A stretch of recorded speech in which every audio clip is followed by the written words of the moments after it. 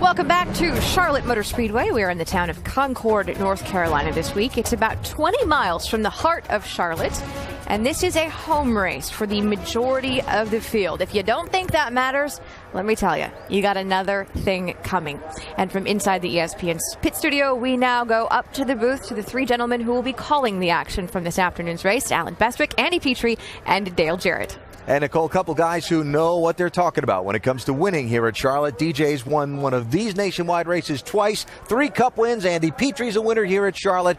Degree of difficulty for a daytime race at this racetrack, you said it's a whole nother animal. Yeah, it's like you've gone to a whole different racetrack and place. This racetrack heats up, brings the oils out of that asphalt surface, becomes extremely slick. These drivers have their hands full in trying to negotiate this track at such high speeds. With these nationwide cars and the tapered spacers, you really have to be in the gas a lot. That makes it an extremely difficult afternoon for the drivers. And a frustrated driver makes for a frustrated crew chief, because he has to get that car driving right for the driver, and it is very difficult. Like you said, Dale, these tracks, when they get slick like this, nothing's working right. The driver's wanting you to make changes. You can't make the change until he brings it to pit road, so you just need to be prepared to make those changes because it's a relatively short race. You don't get a lot of chances to work on it, so you got to make those changes count. Kyle Busch, of course, as documented a little bit ago on Countdown, in position to try and tie Mark Martin for most all-time wins in the NASCAR Nationwide Series. And at this race, why not? He's won 4 of the last 6, and when he hasn't won, he's been somewhere near the front. And oh, by the way, Kyle has won 5 times this season already. But again, Andy, it's not going to be easy. Well, when I think about difficult conditions, I think about somebody like Kyle Busch. He can handle those things probably better than most. You think about Carl Edwards, Kevin Harvick, they're also in the field. That's going to make it even tougher for him. So, but it's going to be a good race. Yeah, and along with those guys, he's got a couple of other, some regulars here. Points leader Elliott Sadler, Ricky Stenhouse coming on. So, and Reed Sorensen, don't forget him. Should be a very fun day to watch. Deep field, big challenge for the drivers ahead. 300 miles on this very tough racetrack. All we need now is for the engines to start. Race fans, it's time for the most famous words in motorsports.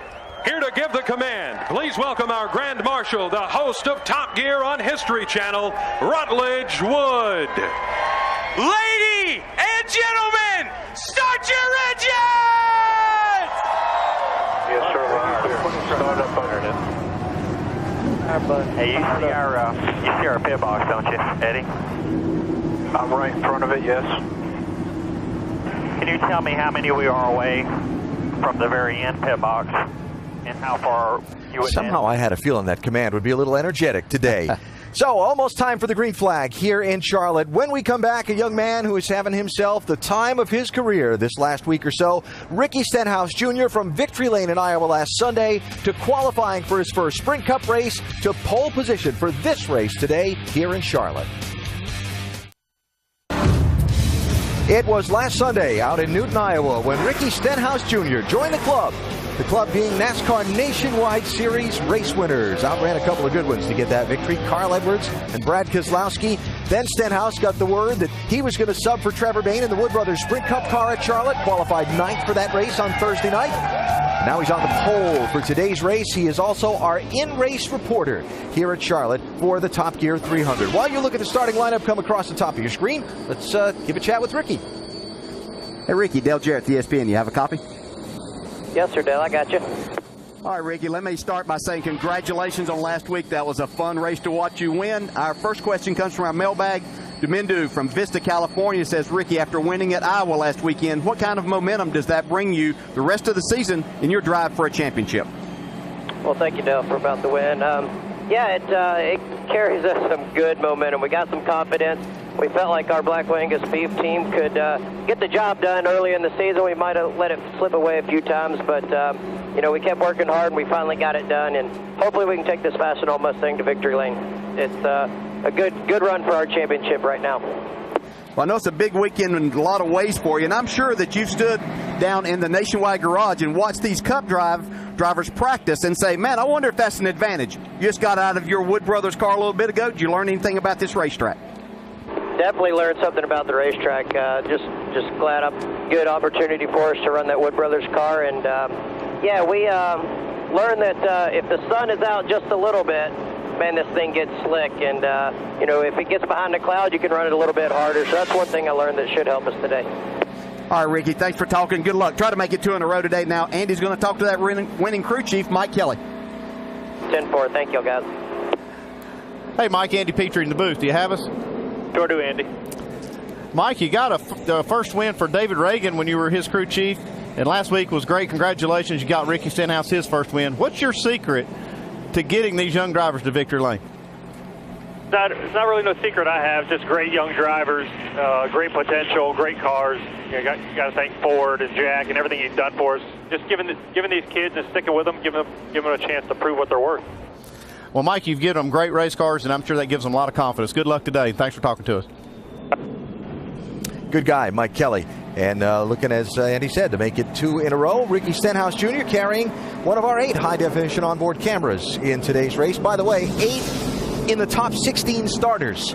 All of our cameras starting at the front of the field. We picked the right ones, didn't we? I love it when a plan works out. And some stories on pit road. Before we see the green flag, we'll start with Shannon. Well, Alan, Daytona 500 winner Trevor Bayne down here on pit road today. Of course, Bayne has been out of NASCAR competition for the last month because of medical reasons. His return will be delayed at least 1 more week. So piloting that number 16 car here today is Matt Kenseth. The former Cup Series champion is making his first nationwide start this season and his first in the brand new nationwide car. I spoke to Matt before he climbed in the car. He told me he really likes it. It reminds him of the Cup car with just a little less power. Mike Massaro? Shannon, after receiving a speeding ticket for going 128 miles per hour on a public road, it has been a week full of controversy for Kyle Busch. Today, though, he tries to put those distractions behind him as he sets his sights on history. A victory today would be his 49th in the Nationwide Series, which would tie him with Mark Martin for a share of the lead on the all-time nationwide win list. How good are his chances? Well, consider this. Busch does have 6 nationwide victories here in Charlotte, Dave. And Mike, the Nationwide Series championship leader, Elliott Sadler, starts in the 10th position. But he hasn't run a race yet this year, and he's never won in championship competition here at the Charlotte Motor Speedway. But his positive attitude, well, it's contagious, and it has been consistent. He knows he's with a team that believes in him and one that can run for the championship. And if he finishes the way he has the last 9 races, that is 7 of them in the top 5, Alan, that's all he needs to do today to hang on to that lead. Definitely, and looking for more if he can in that 2 car. You've heard from our pit reporters. Our over-the-wall reporter for today is William Sturgill, the jackman from Matt Kenseth. And I suspect, William, you got a few more guests here today than at a normal race?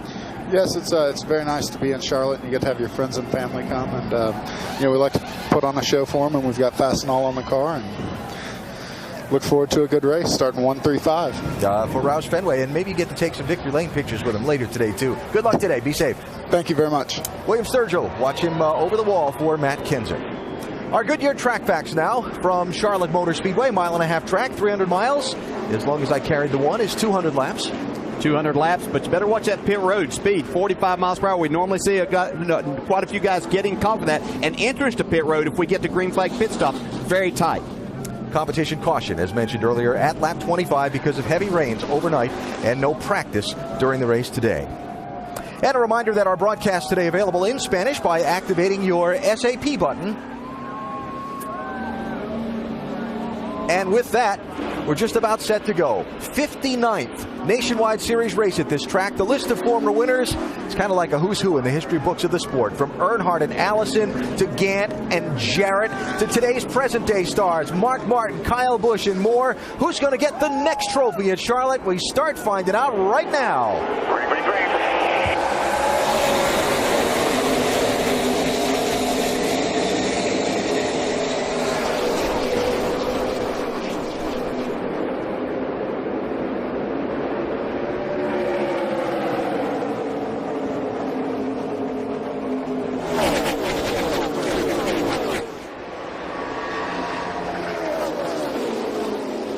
First side-by-side, 4th place, Sam Hornish in the yellow 12, sliding in front of Kevin Harvick. To the stripe to lead lap 1, it's going to be Ricky Stenhouse Jr. Yeah, and Kevin Harvick didn't look very sure of that outside groove. Now he moves back to the inside of Sam Hornish. I don't think he wanted any part of that top part. Wow, Harvick with a big slide there in the 33. This is the most grip they're going to have for this run right here early, so track's going to get slick. You see a lot of sun on the racetrack. It's Joey Logano in the 20. Diving down low, that orange car, 30. That's Casey Kane today. Remember this race last year? Driving the 38 car, he had an 11-second lead in the early stages of this race, then had an electrical problem, wound up finishing 4 laps down. You see Justin Allgaier all the way up against the wall there, too. There's Raikkonen pulling up alongside him. They've been struggling a little bit, Justin Allgaier, with that 31 car. Made some changes right before qualifying. Qualified decent, but boy, he's searching for racetrack. DJ, what do you think these first laps are like for these drivers who didn't get the chance to practice the Sprint Cup car? The nationwide only guys last ran Thursday night. They ran their 2 laps of qualifying this morning. We had heavy rains on this racetrack the last 2 days. Yeah, I think they're seeing a completely different racetrack. Temperatures up. This racetrack is just so slick right now. I think a lot of these guys are just feeling it out. Know they've got to get through these first 25, Andy, and then make some adjustments. Yeah, I see some cars already slipping and sliding. Eric Almirola, we saw him slip a little bit. Kyle Busch, his car is not that good right now, so I'm sure he's giving some feedback on what to do when that caution comes out. That's Kyle back in 7th place in the 18. Logano there trying to slide under him for that spot in the 20. Logano running in 8th. Think about Kyle Busch. He'll find a place on the racetrack to make his car go fast, to give him enough time to search. 5 inches off the racetrack. Sounded like Kyle to me. Yep.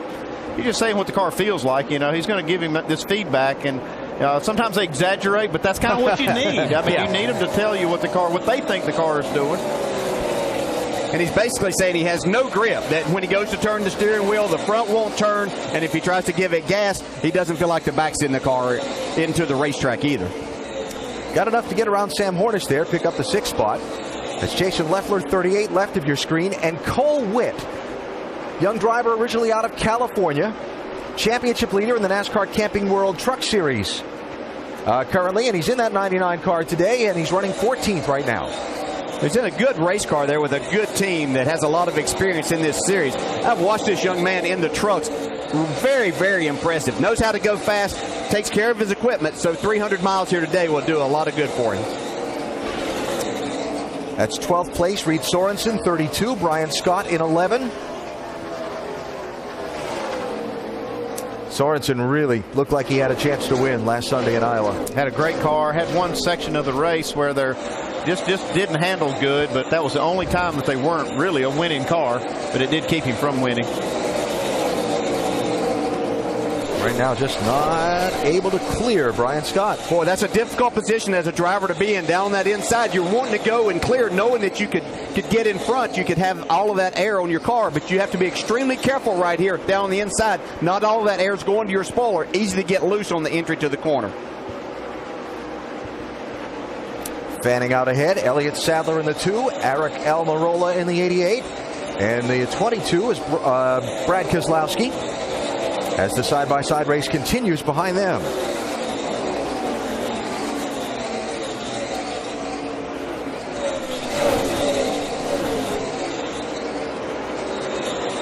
Sadler, the championship leader in the Nationwide Series. First time ever he's been the championship leader at this level of NASCAR.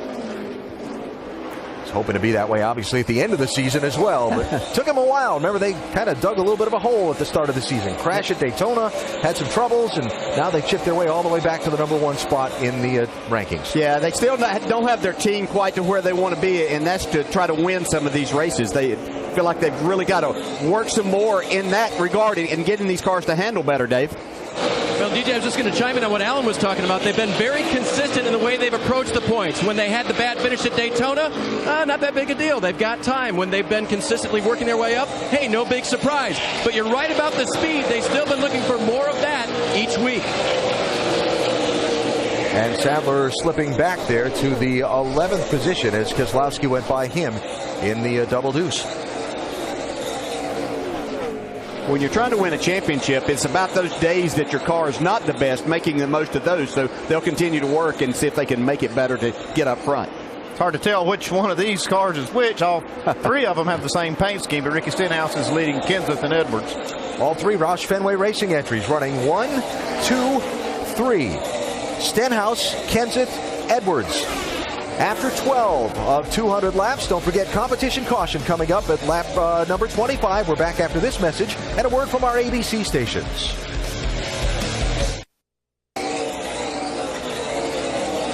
The Top Gear 300 Charlotte Motor Speedway for the NASCAR Nationwide Series. New leader in the race, actually twice in that short commercial break.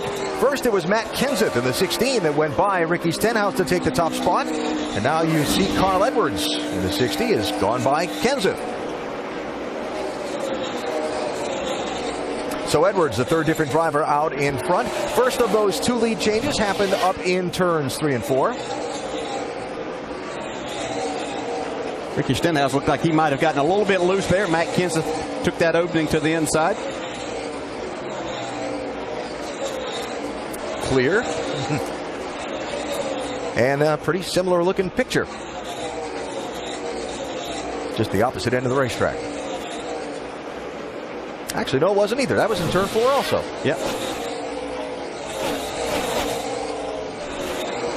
So the top 3 cars a couple laps ago, all Roush Fenway Racing cars. Now Kevin Harvick has slipped by Stenhouse, and Harvick now up to third. After Carl Edwards winning the All-Star race last Saturday night here, a lot of folks in Charlotte talking about horsepower, handling well under the straightaways for these Fords.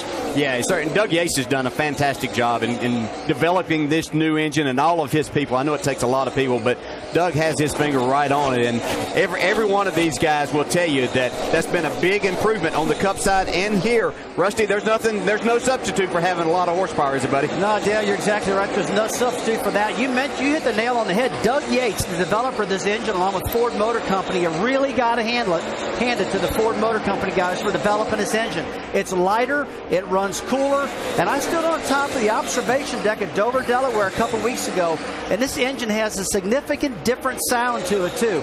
Very drivable engine, and I'll tell you one thing, when they always put more motor under my hood, my car always handled better. Yeah, it's amazing how that worked. And I want to touch on something you said, Rusty, about the cooling of it. You might say, well, what difference does that really make? Well, what that allows them to do is help the race car too by applying some more tape to the front end, getting the front stuck a little bit better. So all of those things that they did to develop that have also helped their race cars handle better too. It's all about efficiency, making everything work is at peak performance all the time. And that's, like you say, the engine running cooler lets you do so many more things. And it's always important to get your car to handle. Handling is a big, big part of speed, but nothing controls the speed of a race car like the motor. Shannon? Well, moments before the race started, Carl Edwards told his spotter, Jason Hedleski, watch where the other guys on the track are running. He really thought the different lines were going to come into play here. He spent most of the race just trying to figure out where his car worked best, having him talk him through where the 16 and the 6 were on the racetrack. Right now, the car is very good. He says he is beating the other guys on the gas. That's where he loves this car. It's just a little bit tight in the middle. And while Shannon was reporting on Edwards, you saw Kyle Busch move up a spot and kick the pole sitter Ricky Stenhouse Jr. back to the 5th position. Yeah, I got a feeling those other spotters are probably hearing their driver say, where's that 60 car running? Waiting on the competition caution in just another lap or so. What's the 18 team saying, Mike? Alan, we heard him radio in not too long ago talking about the car plowing. Well, it seems as though they've done a little further diagnosis. Let's listen in. I don't know if I was just in a particular spot underneath those guys when I got an arrow push going on or what, but it happened 3 laps in a row, so that's why I was like, it's plowing. Now that I'm on the bottom and I'm running my own lane and I'm not messing with anybody, it's okay. It's still, if I try to drive it harder, it has a right front harshness to it. Okay, as long as your entry stays good, we'll get those rubbers out of the left rear. That'll help that right front. So we talk about just how difficult the conditions are. I mean, you heard Kyle just jump in there right away saying he's got a real problem, but he's able to adapt to that and work with it. And now that he's run a few laps, he knows that, okay, my car's not driving like I want, but it's going fast enough for me, so let's don't do anything that's going to take us out of the ballpark. And you heard him talk about making an adjustment that Tim Brewer talked about earlier, was taking rubbers out of the left rear, adding them, so they have rubbers in there that they're going to take out, as you see now the yellow waving for this competition yellow. After the lead lap cars completed their 25th lap, caution put out as they work the 26th. And Carl Edwards will be the first one to get to pit road here in a moment after the pace car gathers up the field. So now that all-important communication back and forth, the feedback from the driver, the crew chiefs with the decisions, where do we go, what do we do?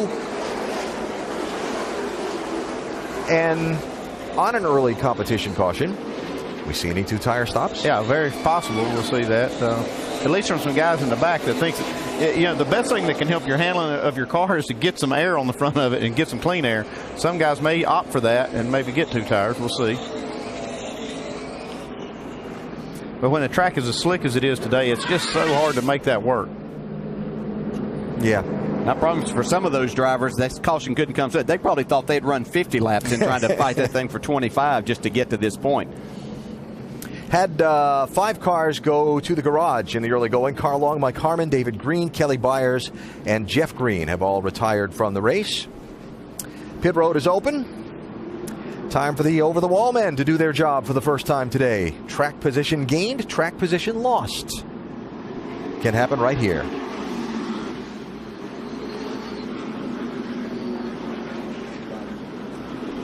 Michael. And Matt Kenseth leads them down pit road. Remember, he's never driven one of this new generation Nationwide cars. Subsequently, his crew chief Chris Andrews coaching him a little bit, saying, remember, it takes a little bit longer to fuel these cars than what you're accustomed to with the Cup car. A 4-tire change is anticipated, but they only do fuel, it appears, on the 16 car. Shannon? Well, it's going to be 4 stickers, Sunoco fuel, and a slight air pressure adjustment for Carl Edwards, a former Charlotte winner. Says the car's just a little snug. Dave? 2 tires for Ricky Stenhouse. He's going to pick up about 3 spots on pit road. Sunoco fuel, his car wouldn't turn. They put a round and a half of wedge in the right rear. Well, a little strategy session there. There were about 5 people getting right side tires only. And it appears Kevin Harvick is going to have the lead when we get set to go back racing here in Charlotte. Restart in just a minute. Celebrating 100 years of the Indianapolis 500. Mike Andretti takes the lead away from Rick Mears. Wow! That's one of the toughest passes I've ever seen. As Mears, who has been driving a very different line this race, takes Michael Andretti. On a day that sees what may be the retirement from competition by the great 4-time winner, A.J. Foyt, we may see another 4-time winner crowned in Rick Mears.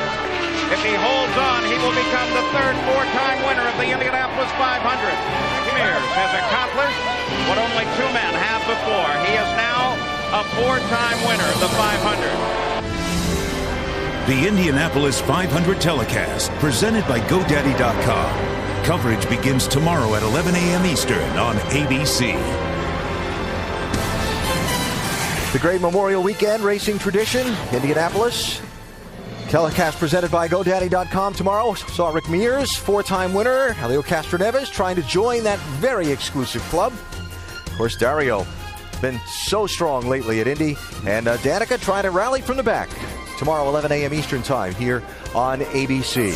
The other great Memorial Weekend racing tradition is, of course, the stock cars here in Charlotte. About set to go back racing with our NASCAR Nationwide Series, Top Gear 300. Kevin Harvick is inside, and Matt Kenseth is outside as they wave the green.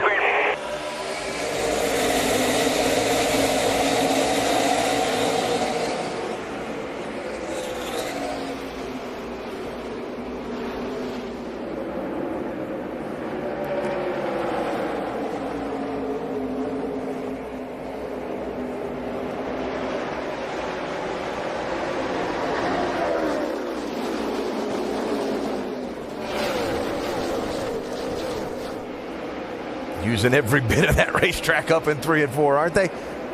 Wow. So reset the strategy quickly. Had 6 teams take just right side tires on that caution. Carl Edwards, who led going down pit road, restarted back in the 6th position. I had it right the first time. 5 teams took right side tires. I'm very interested to see how that plays out here. This just typically hasn't been. At night, I think you can get away with it a lot more than you can during the afternoon with this racetrack heating up the way that it is. Yeah, I think if you can get your car up front with 2 tires, it's not too bad. But if you're back in the pack a little bit, you've got a lot of cars with 4 tires. Elliott Sadler right now, you see him hung out. He's got 2 tires on the right side. The car's passing him. That's where you get in trouble. And you get back in the pack and you don't have good tires.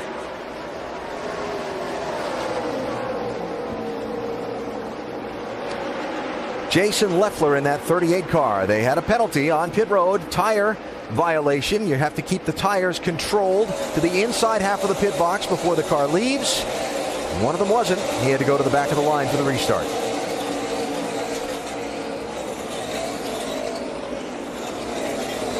Well, you see, caution is coming out. Chasing his car. There is one car that has popped the wall.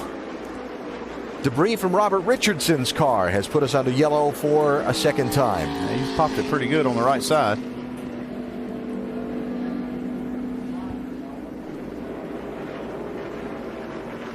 Richardson, the Texan.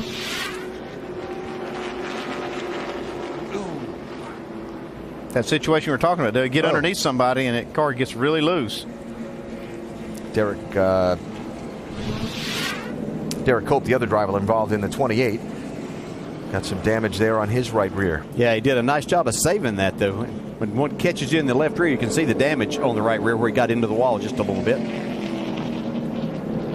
Have to come down pit road and secure that rear bumper. It's not going to help him much, is it? Not really. So caution out quickly after the restart. Second one of the race. Kevin Harvick is out in front. We're under caution in the Top Gear 300 at Charlotte.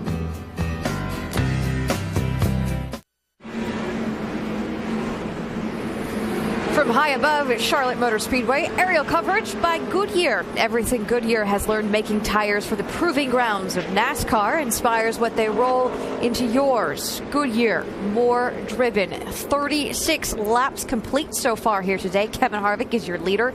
Already, though, seeing some interesting strategy playing out. Yeah, a lot of guys are just trying 2 tires versus 4 tires, stuff like that. The 16 car, Matt Kenseth, he just put 2 tires on that Ford of his. He's trying to see if it's going to work early. They did, Ricky, have the 25-lap mandatory caution, as gave these guys some time to work in these cars right now, get them tuned up a little bit. And take a really good look at those tires that came off. Now, Mike Beam gave Carl Edwards 4 new tires. He told me earlier in the day, Ricky, we've never run less tape. When you take tape off, you lose grip on the front. I don't think Mike wants to create more of a deficit for Carl. He's saying, I'll give you 4 tires. You move around the racetrack. Do what you got to do to get the track position back. Also interesting to see Kyle Busch was complaining a little bit earlier of it plowing in the corner. Now he seems to be okay, running in 5th.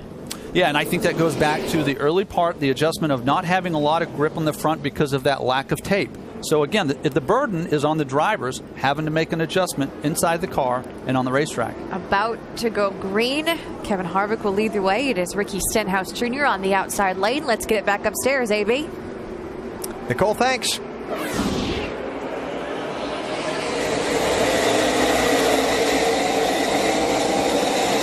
Hornish jumps to the outside. Yeah, Ricky Stenhouse looked like he really spun the tires there. You can see Harvick get a good start. Stenhouse, as he went to try to catch back up. Yeah, I saw Carl Edwards up against Stenhouse rear bumper pushing him on that restart. Talked earlier on Countdown about how dicey the restarts can be on this front straightaway area. Stenhouse in the 6, challenged there by Kyle Busch in the 18.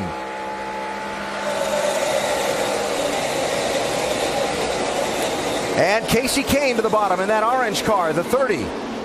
Oh, whoa, and up the look out. racetrack. Oh. Regroup. Didn't have quite the grip he thought it was going to have when it went in there.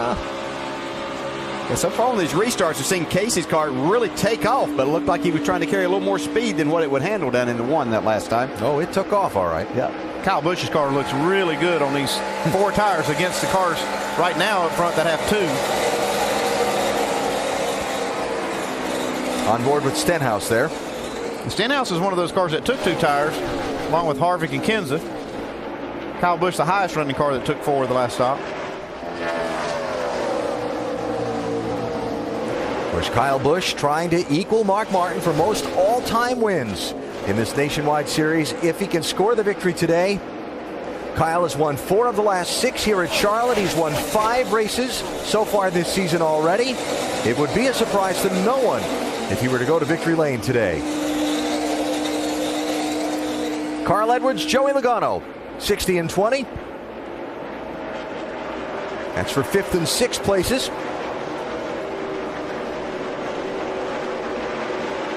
And right side, Almirola, 88. Wallace, 66, trying to find a way under Elliott Sadler in the 2. Yeah, I don't think Elliott's finding these 2 tires to his liking at all. And you have to wonder sometimes, Andy, in putting 2 tires on a car, I know that you want to kind of know maybe for a late race situation, but you got a car that's not handling well. It kind of makes it hard to make an adjustment, too, because you don't know if, is it the tires or is it still our car? Well, that's the thing. If you're not right and you put 2 tires on, you make an adjustment, you don't know if that's the way you need to go. You almost have to have 4 tires on and a full run to know if your car is where you want it to be. And Elliott Sadler looks like he's really struggling today. Unfortunately, Andy, he is. He said it's basically the same into the corner. This was during the last run, but it's way tighter through the middle. Steve Wallace there challenging Sadler for that position. That's all the way back now at 12th and 13th spots.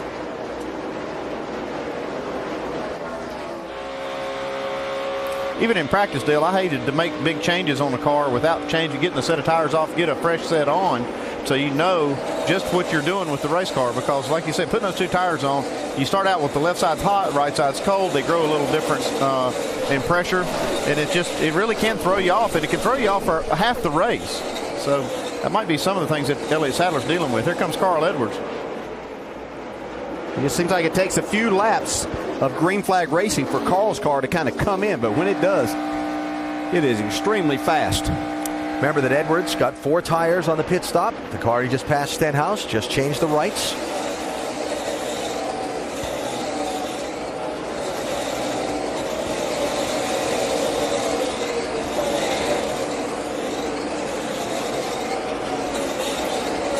Joey Logano, Brad Keselowski, 6th and 7th spots. That's Kane right behind them in 8th. I mentioned this earlier in our coverage of qualifying over on ESPN2, but Logano has the distinction of having been the guy passed for the lead the final time in 2 of the last 3 races here at Charlotte. He'd like to be the one making that last pass today. Are you saying he's peaking too soon?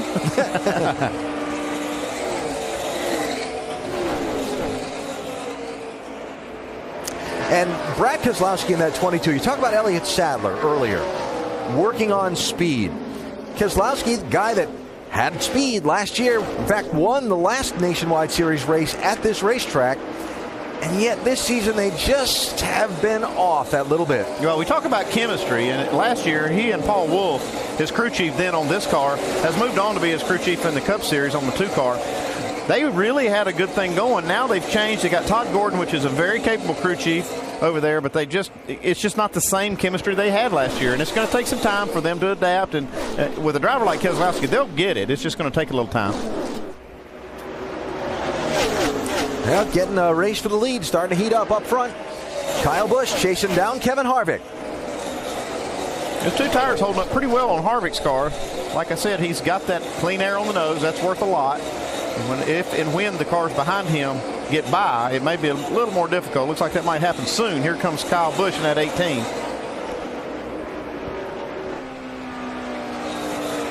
Interesting, different lines they're taking at each end of the racetrack.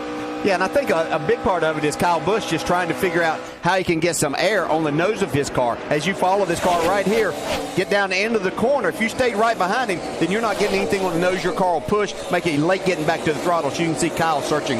Yeah, we heard early in the race Kyle say to his crew, hey, my car's plowing, but it's because he found later that he was up behind these cars and it was really affecting him more. So now he's changed his driving style. Like I said, he finds a way to make his car fast when he needs to. Sometimes, at this point in a race, driver leading like this, see somebody coming up behind him in the mirror, will say, yeah, okay, you got a faster car. I'm not going to race you that hard. I don't think it's going to happen with these 2 guys. No, with these 2 guys right here, no, sir. I can assure you, Kevin Harvick's going to make it as difficult for Kyle Busch. As anyway, if it were Matt Kenseth or even Carl Edwards who's coming to join this part, it may be a different story, but he's not going to give Kyle Busch not an inch. Of course, Kyle's going to get up and see if he can get Harvick loose right there. See Harvick get back to the gas in that 33 really good and get a good drive off the corner. Checking back on Keselowski, gets around Logano for 6th position. 22 a little closer to the front.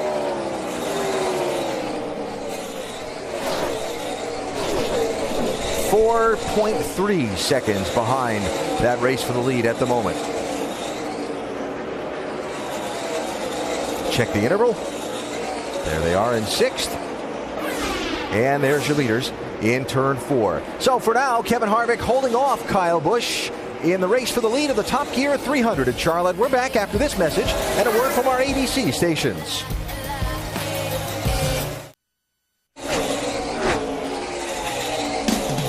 The NBA Finals get underway Tuesday night here on ABC. LeBron James, the Miami Heat, taking on Dirk Nowitzki and a Dallas Mavericks team looking for its first ever NBA title. It's the NBA Finals on ABC. Coverage begins at 8:30 Eastern with the Buick Regal NBA Countdown. The game can also be seen on ESPN 3D. Looks like the decision was a pretty good one. Do you think? I don't think he regrets it. Here at Charlotte, we are a quarter of the distance into today's Top Gear 300. Kevin Harvick is the leader, 33 on the left of the screen. Kyle Busch is chasing him. Kyle also chasing an all-time series mark if he can score a win today. They have moved out in front of third-place Matt Kenseth by about a second. Kenseth in the 16 today for Trevor Bayne. Bayne returns to the seat of that car in next Saturday night's race at Chicagoland Speedway. Carl Edwards is in 4th position, followed by his Roush Fenway Racing teammate Ricky Stenhouse Jr., the driver that started on the pole today. Have to say these 2 tires looking pretty good. Yeah, I'm thinking so too. And watching that, if you can get your car, like I said, out front on 2 tires, you can make it work. A little deeper into the top 10. Brad Keselowski running in 6th. Casey Kane is fallen into line in 7th place. And in the 8th position is Joey Logano. As always here at Charlotte, a race tends to be dominated by the Cup drivers with their added experience on this racetrack. Let's check back on some of the Nationwide Championship contenders. We go up to speed with Nationwide Insurance, starting in 9th position with Shannon. That's right, Reed Sorensen currently holding down the 9th position. Alan, you spoke earlier about the frustrations we heard over the radio last week. Reed Sorensen, of course, led 77 laps in Iowa. He told me today, we should have won that race. So what happened? Well, they had a tire going down. They didn't figure it out until they came down pit road. Right now, as we see that pass to the lead, Kyle Busch going around Kevin Harvick. Of course, Kyle Busch on 4 tires, Kevin Harvick on 2 tires as he makes that pass and goes and takes the lead. A little bit further back, of course, Reed Sorensen. Guys, it's still going on. We're going to throw it up to you. We'll get back to this. Well, we said Kevin wasn't going to give him anything. Now, I don't think he's going to be able to do anything about it, though. Looks like Kyle's got a better car at this point. All right, so Kyle Busch out in front. We were going up to speed. Mike, how about Eric Almirola? And hanging on to the top 10 is Eric Almirola. They've got to feel pretty good about this run, considering the frustration this team has experienced over the course of this year. I spoke with his crew chief earlier this weekend, Tony Eury Sr., and he told me we just cannot figure out what it takes to make this car go fast. They're in the top 10, but still looking for some overall grip. Just behind him, you'll find the 12 car. That's Sam Hornish. Talk to Sam Hornish a little bit about the dynamic of being here in Charlotte while everything's going on in Indianapolis. You remember, he is a former Indianapolis 500 winner. He said he doesn't mind. It actually makes him feel a bit like a kid. He likes watching Indianapolis on TV and not having the nerves. The nerves, though, are regarding this race car. Wants to put on a good show. He only has 5 more races on his schedule for the year. Wants to add to that by showcasing his talents today. Jason Leffler is behind him. He told me before the race began, the objective today, get through the beginning stages of this race without experiencing any problems. That, however, was not the case. They had a penalty on pit road as a tire got away. They're trying to rally back from that right now. Stephen Wallace is behind him. Car is relatively good, but could be better for sure, saying it was neutral. He's also looking for some rear grip. I talked to Steve Wallace before the race, asking him what his strategy was. He said, simple, go to the front. Sounds a lot like his dad, Dave. We've been talking about Elliott Sadler falling back from that 2-tire pit stop. Ernie Cope made that move because they were running 15th. They picked up 10 spots, but it might not have been worth it as he continues to run a very tight race car, Mike. Justin Allgaier coming off a race where he started at the back of the field, of course that being Iowa last week, with a backup car. They raced all the way to an 8th place finish, something he described as an immense success. Trying to build on that today with a little bit of momentum. Justin Allgaier saying the car is just a little bit free in. They want to snug it up the next time down pit road. Brian Scott just behind him, spoke with him before the race. He said studied this racetrack quite a bit over the last week or so, watching every event that was here, the Truck Series race, the All-Star race, the Showdown, trying to get a sense of the trends and how important track position would be. That was on his mind going into this race. So far, though, he hasn't been able to make much progress toward the front. The car just a little bit too snug for his liking. Last week at this racetrack, Mike, Cole Witt ran a NASCAR truck to third place behind Kyle Busch and Clint Boyer, Sprint Cup stars. I asked him if he learned anything that race. He said, yeah, restarts. He said, no matter how much you practice during the day, you get laps and laps and laps. You can never expect yourself to learn restarts. The only time you get to do that is during the race. So I tried to pick up as much as I could. Right now, the car will not turn in the middle of the corner. Behind him, the 87 of Kimi Räikkönen. In practice, Kyle Busch took this car out for about 6 laps and pronounced it a good race car. Kimi got in it and said, it's way too tight. At the beginning of the day, way too tight. But they got him loose. He said, way too loose, but coming to him during this run. Alan? Still on the lead lap. Yeah, he's doing a nice job. If you get in a race car after Kyle Busch has said it's pretty good and you say it's tight, then you're capable of driving a pretty loose race car then. So the former world champion running in 21st position at the minute. 67 of 200 laps are complete, 133 to go. Kyle Busch out in front, pursuing a history-tying record today in the Top Gear 300 at Charlotte.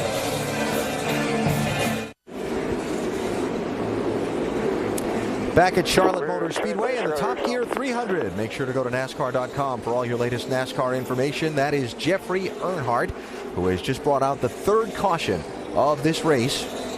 Not all that far away from when we would have seen green flag pit stops. And we're about 10 laps away from seeing that. Now we'll get to see him under caution. See Jeffrey taking his car behind the wall. That's over on the back straightaway where he turned it in. He's getting off the track because there's probably some fluid coming out of it. I would bet NASCAR asked him to do that, and they'll get him back to the garage area from there.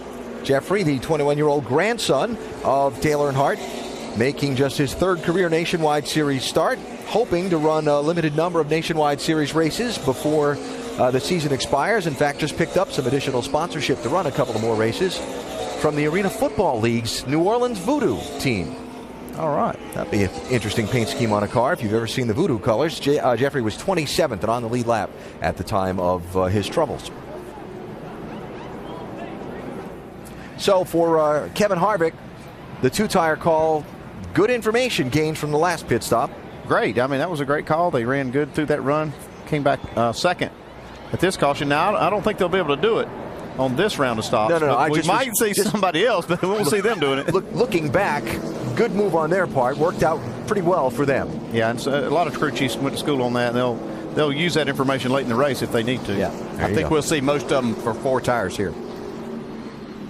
Kyle Busch leads him in, Mike.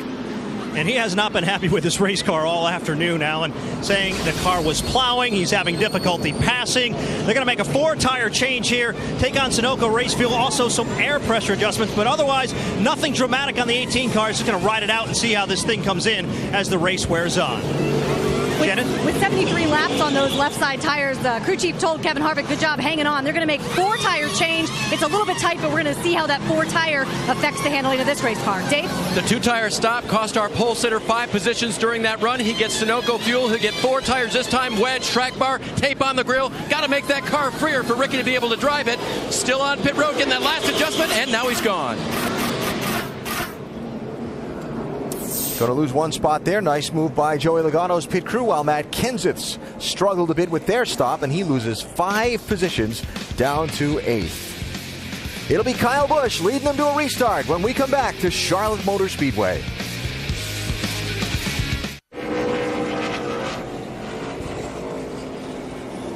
Look at the beautiful Charlotte Motor Speedway from high above as we get ready to go back racing in the Top Gear 300. Will Sturgill is our over-the-wall reporter. He's carrying the crew cam for us today on Matt Kenseth's team. Let's have a look.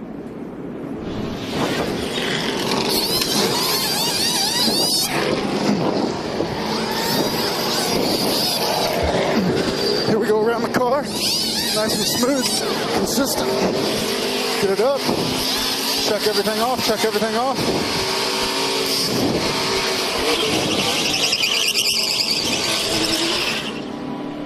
What's going on down there, Chris? I'm checking right now. Trouble with the left rear. Oh, okay. I thought we were waiting on gas that long. I was like, if we're waiting on gas that long, we got issues here.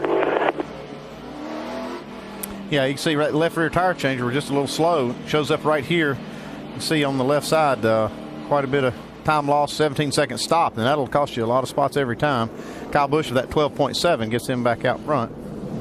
So put Matt Kenseth back to the 8th position now as we come to the restart with Kyle Busch inside, Kevin Harvick outside. If you want to keep your crew on your side, though, as a driver, that's the way you question what might have gone on. Not hollering and everything else, though we hear some other drivers go about it that way. It's a style thing.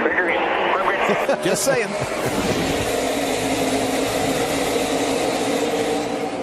Harvick was ready for Kyle Busch on that restart. Side by side.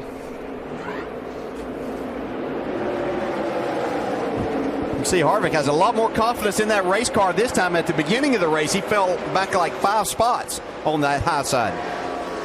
The racetrack's coming around too, but looks like Kyle Busch is going to get the advantage off 4. Well, when you don't let out of the throttle, you'll get an advantage. Man. Kyle back to the lead. Harvick has to fall in 2nd. Edwards is able to squeeze in front of Keselowski for 3rd. Now Harvick going to try the bottom for the lead in 1. Oh, you hear him have to get out of it. It's going to lose 2nd spot here just because of that. You see Carl Edwards coming. Here comes Brad Keselowski. That's the worst possible place to have to back out of the throttle, is coming off the corner, because you lose all the momentum down the straightaway, and that's what cost Kevin that spot. Like I say, may lose another one or 2.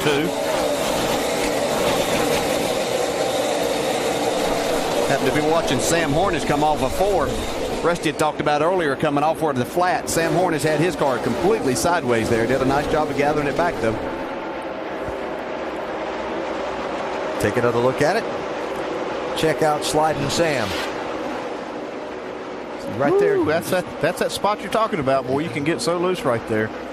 Grab a handful of steering wheel. Hello. And pray. Stenhouse 6, Kenseth 16. Matt trying to make up some of the ground lost on that pit stop a minute ago.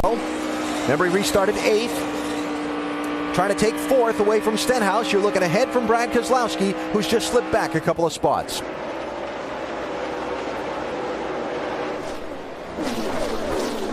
Talk about Matt hasn't driven one of these new generation Nationwide cars, but he is so smooth they kind of fit right into his hand. Yeah, he's just feeling it out right now. Yeah, I'll guarantee you. We saw Kevin Harvick have to get out of the gas a second ago in turn 2. He's fallen back to 3rd spot, Shannon. Well, Alan, Kevin Harvick came over the radio and said, we are really tight in turn 2. He's also chattering right now. That car is chattering. That is something they dealt with in practice. Caution on the racetrack, guys. 81 car of Blake Cook. That has all the makings of an engine failure. Yeah, well, that's not good there. You see a ton of smoke coming out from in the wheel wells and under the hood. Needs to keep that thing off the track. Felt like it's the rear end of the train. Might look a little further up. That pink race car, by the way, trying to promote awareness of the cause of fighting breast cancer. Cook's mother, a breast cancer survivor. And the day not going to end here in Charlotte the way that he, the team, or the cause would have wanted to. When you blow one up like that, it's actually good fortune that he didn't crash it. A lot of oil coming out of it. It actually happened down the front straightaway. He got the car to the apron very quickly, but as you said, Andy, oil coming out like that, you can still spin, so he did a nice job. But beautifully painted car.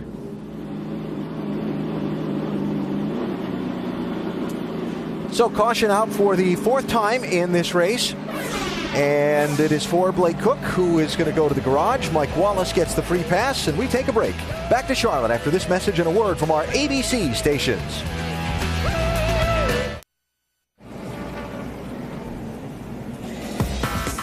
Charlotte, North Carolina, the Queen City, where we're racing in NASCAR today and tomorrow. Tomorrow on ABC, it is the 100th Indianapolis 500 in another very beautiful city. Telecast presented by GoDaddy.com starting at 11 a.m. Eastern Time. We'll have the wrap-up of the weekend's racing on NASCAR Now, presented by Shell Nitrogen, Monday at 6:30 Eastern on ESPN2. And then next weekend, this nationwide series moves on to Chicagoland Speedway, Saturday night, 7:30 Eastern on ESPN. Got some drag racing next weekend, too. NHRA Super Nationals qualifying next Saturday, 5:30 Eastern. And the finals next Sunday on ESPN2. That at 4:30 Eastern. So a lot of motorsports action as we get the summer cranked up here across the United States. Big cleanup to be done on this racetrack after the problem with Blake Koch's car. While they clean up, we'll take a break and come back for the restart in a moment. It is the Top Gear 300 at Charlotte for the NASCAR Nationwide Series.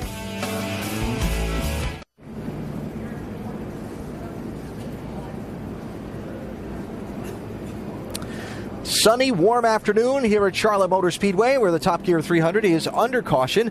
Trouble for Blake Koch has put a lot of liquid down on the racetrack that officials are working very diligently to get cleaned up. None of the leaders have made pit stops under this caution, so it gives us a chance to talk to our in-race reporter, Ricky Stenhouse Jr. Hey, Ricky, Dale Jarrett, you have a copy? Yes, sir, I got you. I know turns 1 and 2 are a mess right now, but in general, how's the racetrack been? Man, it's real slick. We're fighting the handle on this Fastenal Mustang. We started out a little bit tight, and we tried to free it up there. And we got the rear tires freed up, but we still don't have the front turning like we need to. So hopefully we can make a few more adjustments here, or maybe this run right here, a long run, maybe it'll come to us. How about on the restarts around other cars? Does that make it more difficult? Are these cars that aero sensitive? It is. If you can get to the right rear of somebody, you can really slow them down if you're on the outside. I feel like if you're not on the front row, the place to start is the outside. But, the front 2 rows seem okay to be on the bottom, but definitely the further back you get, I think the higher on the outside is where you want to be. Okay, Rick, thanks for talking with us. Good luck. Thank you. Ricky Stenhouse Jr. has led 12 laps at the beginning of this race. He's running back in 5th position right now. He's having a really solid day. We talk about it. I mean, the 4 Cup guys are in front of him. Quite a difference a year can make. We talked about the story last Sunday from Iowa when Stenhouse cracked victory lane in this Nationwide Series, how a year ago he was struggling and scratching and clawing and trying to figure it out, and Jack Roush believed in him and kept with it, and his belief has been paid off. A terrific finish to 2010, a great start to 2011, and now Stenhouse running in 5th position here today. Cleanup continues. We take a break. Top Gear 300 at Charlotte under caution.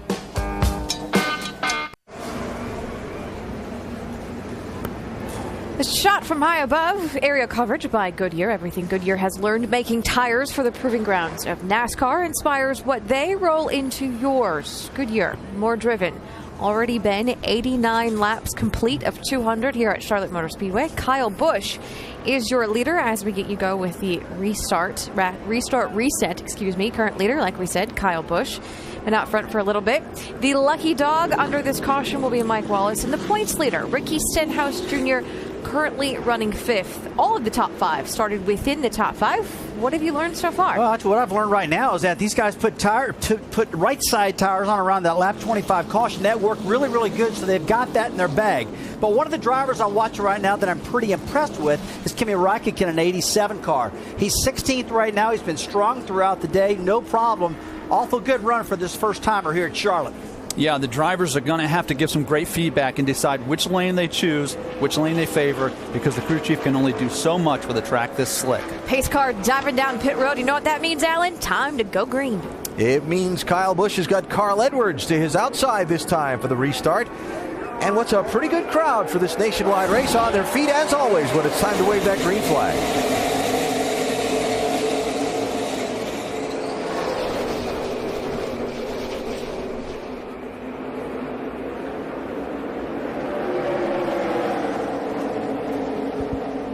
Kevin Harvick through to 2nd.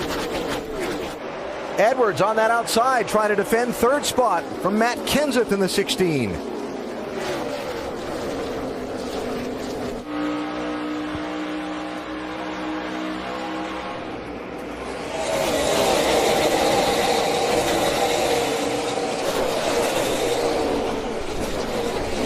Rusty talked about that tricky turn 4 during NASCAR Countdown earlier. Every time you watch the first couple laps after one of these restarts with the guys coming through that corner 2 and 3 and sometimes 3.5 wide, I'll call it. They can't get fully 4 wide. You sit there and you go, ooh, ooh, ooh, you know? Yeah, it's very tricky because you get all of that air taken off of especially your spoiler. Like right there, you saw Stephen Wallace get a little loose. Makes it very dicey. Just hoping that the guy on the outside is giving you a little bit more room. Such a fast racetrack, such a challenging racetrack for the drivers, especially on a warm afternoon. It's Kyle Busch leading, just shy of halfway. Kevin Harvick is second, Matt Kenseth is third, Carl Edwards fourth, Brad Keselowski is fifth. It is Cole Witt in that 99 car, moved up to sixth position, just ahead of Stenhouse in seventh in the sixth. Couple of the future stars of this sport. Might be able to call Stenhouse a present-day star now, I guess. Yeah, watching Cole Witt here today, I don't think his car was all that great to start this race, but he just kind of settled in, got the job done. At that time, they worked on it, made the car better. Now see him well up inside the top 10. Dave, what are they saying about this 99 car? Well, he was an 8 tight before they made some adjustments on that last run as he gets passed by Stenhouse right there. I asked him this week, though, what he missed about the truck the most after being in this race car. As we see the Roush Fenway cars battling up in front of them, that's Kenseth to the outside, Carl to the inside. He said that big side of the truck, it extends way past how far back a Nationwide car goes, and it's a lot flatter. He said that holds the car in the corner, that flat side of the truck, and I kind of missed that, but he's getting used to these. If Cole Witt is a new name to you, he's 19 years old, originally from Alpine, California, moved to the Indianapolis area when he was 16 to focus on racing, then moved here to North Carolina to focus on a NASCAR career. He is the current championship leader in the NASCAR Camping World Truck Series, and a lot of folks are very high on his future. Look at all this. Well, he's got his hands full right here. Yeah. And we talked about a Darlington stripe back a few weeks ago. He almost got a Charlotte stripe down in 3 and 4, so needs to bring it down just a notch. But that's what he's here to do, to learn today. Kevin Harvick being challenged here. Matt Kenseth sliding under him. Wow, that looked close. Yeah, you think about how many spots now Matt Kenseth has made up since he lost, what was it, 5 spots on that last caution. Yep. Shows you what good, how good a car he does have. He fell back to 8th from 3rd, and now he's up to 2nd. That's just driving up through there. Joey Logano 20, Casey Kane 30. This is for 7th place. How about Joey Logano, Dave? What they've been working on, Alan, is the splitter hitting the racetrack. Oddly enough, Adam Stevens, the crew chief, told me during practice that's what they couldn't get away from. Their travels were a little off when they got here. It's still hitting the racetrack. He can't run that low line. It's too loose. They're going to try to lower the track bar next time he comes in, but that's been tough for him. That 30 car of Casey Kane right in front of him, that car has been way too loose. And oddly enough for Casey Kane, that car was loose when they ran it at Texas. Still having similar problems with Casey. And speaking of someone who's made a nice rally, see Jason Leffler in that 38 car there, had a pit road penalty earlier that knocked him back to 28th position at the time. Leffler's cracked the top 10. He's in 9th. Yeah, extremely fast here today. They overcame that. No more mistakes today. We can see him challenging for a top 5. Guess if you're going to have a penalty, it's good to have it early in the race when you get time to make it up. Yep. Andy, we hear that a lot, especially these high-speed racetracks, about these guys not getting their travels right. What's making it so difficult with these new cars? Well, you don't have a lot of available travel in the front because the splitter is only 5 inches off the ground, and it's hard to make that work. I mean, it's you have to do it with coil binding these springs. You miss it by just a little bit, and it makes a big difference. Got it on pit road. Unscheduled pit stop there. Aric Almirola just dropped off the track from 14th place. Must have been giving him a feeling that he had a flat tire, something amiss in his race car. And you'd like to hope that it's something like that. You'd hate losing this position, though. Follow up on that in a minute. Meanwhile, right side of the screen, challenge for the lead here. Matt Kenseth has come calling. I think he's getting the feel for this car now. Yeah, it looks like he may be. I was going to mention earlier, I wasn't sure that we were seeing all that Matt Kenseth, Carl Edwards were showing in their Fords. But I guess they decided it was time that they might want to see that blue oval back out front. Well, that was the halfway mark last lap. You saw the top 3 have put quite a gap back to 4th place Kevin Harvick. Matt hugging that bottom line. See if he can get inside of him this time. Not quite. But he's letting him know he's there. Yeah, you can see the power that he gets. You get a little bit of the draft there with these cars, too. At the end of the straightaway, he was able to pull out and take that inside line away from Kyle Busch. Carl Edwards lurking, looking to follow through. Yeah, I wouldn't look for him to follow that 18 too much. He's going to try to push his teammate by there, I would imagine. Or split him. Yeah, that Matt's car looks so solid through the middle of the corner right there. You can see not even using all the racetrack and lets Kyle get a little bit of that momentum on the outside. I can see Matt going to prevail here, though. Go back to something Ricky Craven said earlier, though, when talking about that tricky turn 4. Sometimes the guy on the bottom, side by side, coming off that corner is a little on the vulnerable side.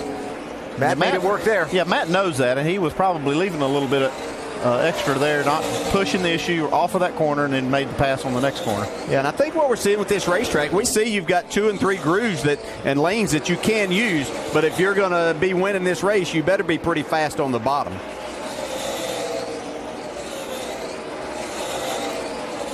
So Matt Kenseth goes out in front of this race officially for the second time today.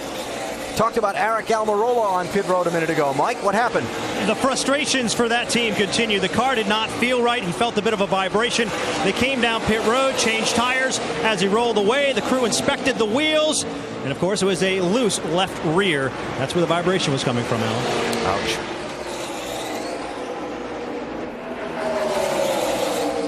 So that puts Almirola a lap down in 29th position. And not only that, but the last car a lap down. Yeah, that's going to be tough to overcome. Yeah, he'll need for this to run through a full cycle of get to green flag pit stops. Stenhouse. Sorry, DJ. Yeah, well, you see Stenhouse just taking the 5th spot there from Brad Keselowski. Brad's not having a great race today, but it's not bad. He's been hanging in the top 10. Not able to challenge the cars up in the top 5. Shannon? Well, when I caught up with Brad Keselowski's crew chief, Todd Gordon, after first practice, I asked him how things were going. His word was terrible. He said the car was just very tight. They couldn't get it hooked up to the bottom. They went back to the shop on Friday. They sat down for about 2 to 3 hours. They came back today, and they completely punted. They changed a lot of stuff. In fact, he told me I didn't have enough room on my paper to write down all of the changes that they made. Brad jumped in that car, qualified 13th, and has been slowly making his way up into the top 5 ever since. Guys? Shannon, thanks. Race for second place here. Carl Edwards trying to get under and clear of Kyle Busch through some lap traffic.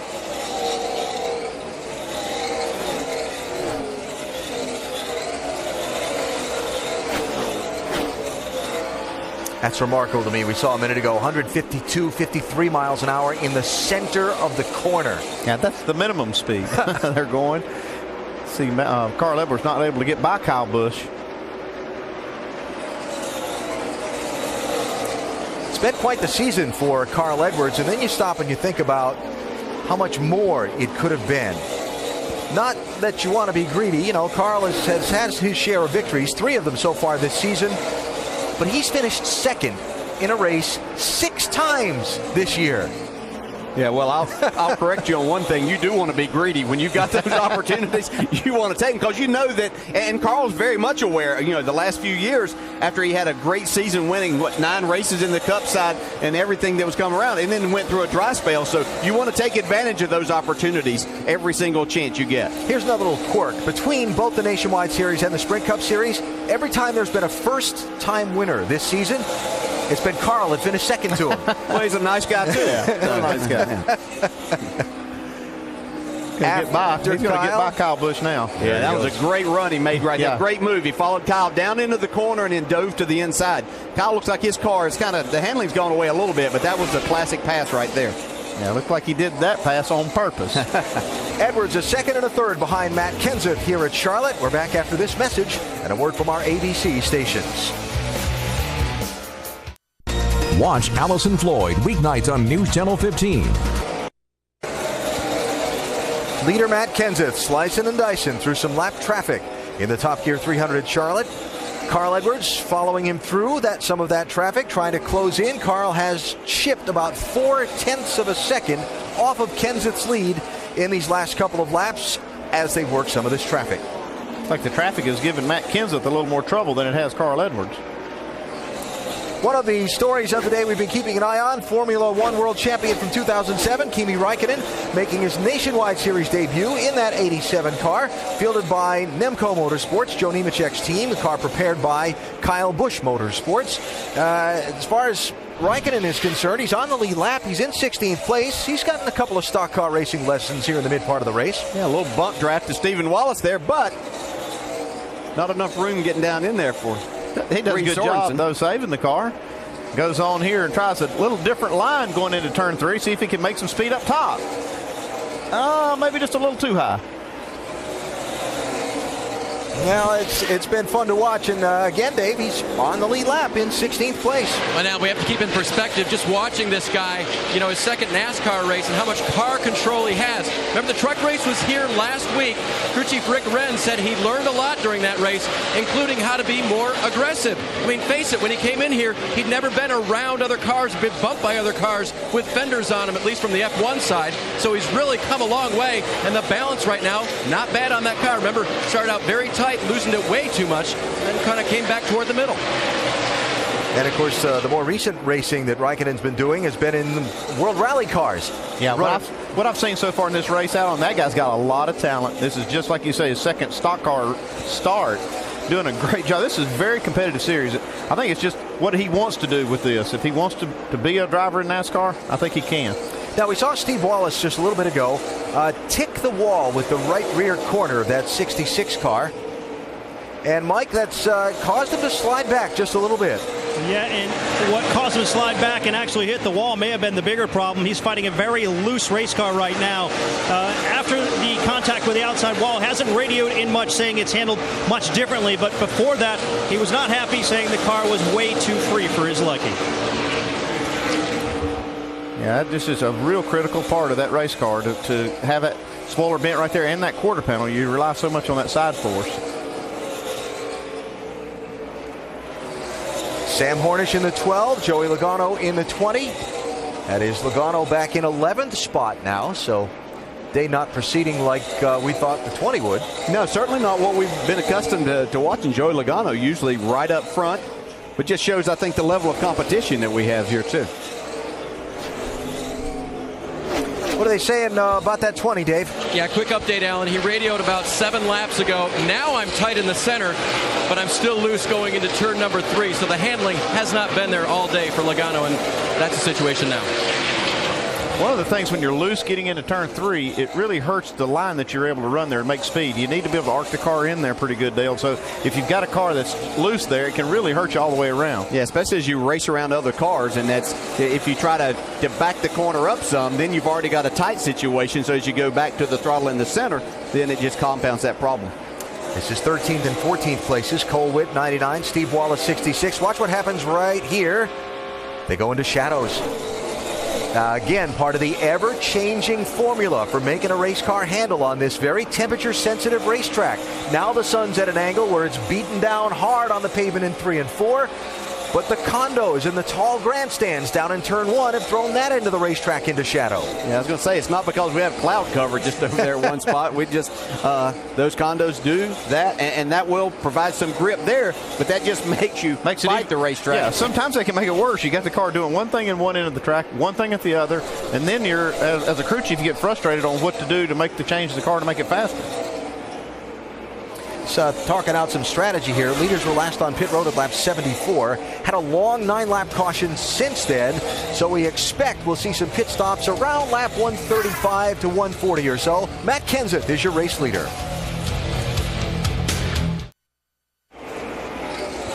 Tomorrow, it's the 100th anniversary of the Indianapolis 500. Telecast presented by GoDaddy.com here on ABC, beginning at 11 a.m. Eastern Time. Dario Franchitti, the defending champion. Helio Castroneves trying to join the 4-time winner club. Danica coming from back in the pack. Double file restarts at Indy for the first time in the 500. There's a lot to watch for. Tomorrow, it's the Indianapolis 500 on ABC, starting at 11 a.m. Eastern Time. Say Marty Reed will be busy up there tomorrow. He will be a busy man. For now, it is the Top Gear 300 here at Charlotte on ABC. Make sure to go to NASCAR.com for all your latest NASCAR information. We have 71 laps to go. We have just seen a green flag pit stop for the man we're riding with now, Stephen Wallace. Mike, what happened? And before we went to break, Alan, we document how he clipped the wall. He was fighting a loose race car. Well, the problems got a little bit worse. 2 laps ago, came down pit road. They had a right front tire going down. They made a 4-tire change, and they're good to go from here. Boy, Steven's been fighting a lot. That little damage he had on the right rear and that flat tire. So if the race will stay green for probably the next 10 laps or so, we'll cycle through a set of green flag pit stops for the leaders, and that'll not hurt Steven as much. We just saw Mike Bliss on pit road. Eric McClure has been on pit road. And this is a race for positions 7 and 8. Jason Leffler, 38, continuing to march forward after that penalty he got early in the race on pit road. Boy, his car looks really solid. Been watching him see a little bit of a wiggle off turn 4 there, but he looked really good on the bottom of the racetrack most of the time. Really making good time. Thought that might have been from Matt Kenseth's radio saying make sure Carl knows you're pitting. And indeed it was. Here comes the leader off the racetrack now, off of turn 4. Matt Kenseth on pit road with 68 laps to go. 45-mile-an-hour speed limit. Don't get a penalty. Mike?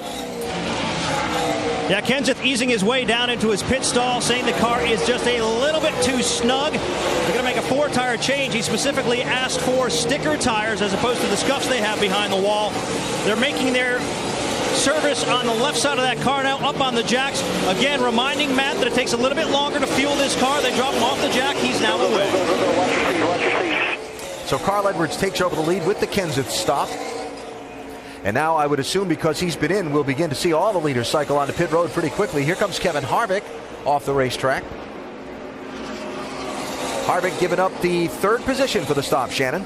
And of course, Kevin Harvick making those 2 tires work earlier in the race. Right now, they are going to come down pit road. Right now, the call is for 4, but we'll have to see if they make an audible change on that. The balance is good. Harvick says he needs just a little bit of help getting off, just on that restart, jumping off, a little bit of an air pressure adjustment, and they are going to go for 4 tires, guys.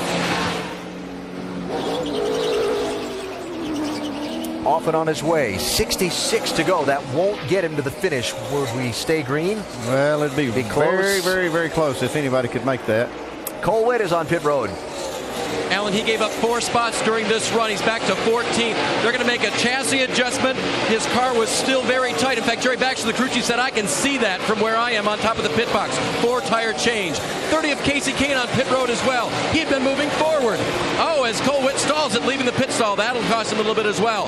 They had gotten this car that was really tight, less tight, but they're still going to make a wedge adjustment. 4-tire change for Kasey Kahne in that orange 30. Yeah, one thing I'm watching is the cars that can run the longest here may have a shot of making it all the way on this stop right here. Brad Keselowski on pit road. Reed Sorensen, Brian Scott as leader. Carl Edwards bypasses the pit lane again, Shannon. Well, grip has been the biggest issue for Reed Sorensen in that 32 car. You see the pink numbers on top of his car for breast cancer awareness coming up in October. But right now they are going to make 4-tire change, some air pressure for the 32 car as well. And of course, Brad Keselowski also on pit road right now, your 2010 champion. He just needs a little bit of help all around, loose in, loose off, and tight in the center. They are going to make an air pressure adjustment in 4 tires for that 22, guys. Here is the leader, Carl Edwards, riding on board with him, rolling to that yellow line where pit road speed begins. While Edwards comes in, Stenhouse is already there, Dave. He had fallen back to 6th, Alan. They'll make a chassis adjustment for him. The car will not turn in the middle of the corners. Full of Sunoco fuel, 4 tires for Ricky Stenhouse, as you see from our Jim. Shannon. And lap 137 was the magic lap for Carl Edwards. That's what his team told him he had to get to in order to possibly make it on just to the end without making another stop. Carl Edwards says the car is pretty darn good right now. They're just going to make some slight changes, help him turn that number 60 car. Guys are having a little bit of problems right there. Mike? Kyle Busch's team up on the wall, ready to service that car. Busch now slides to a stop.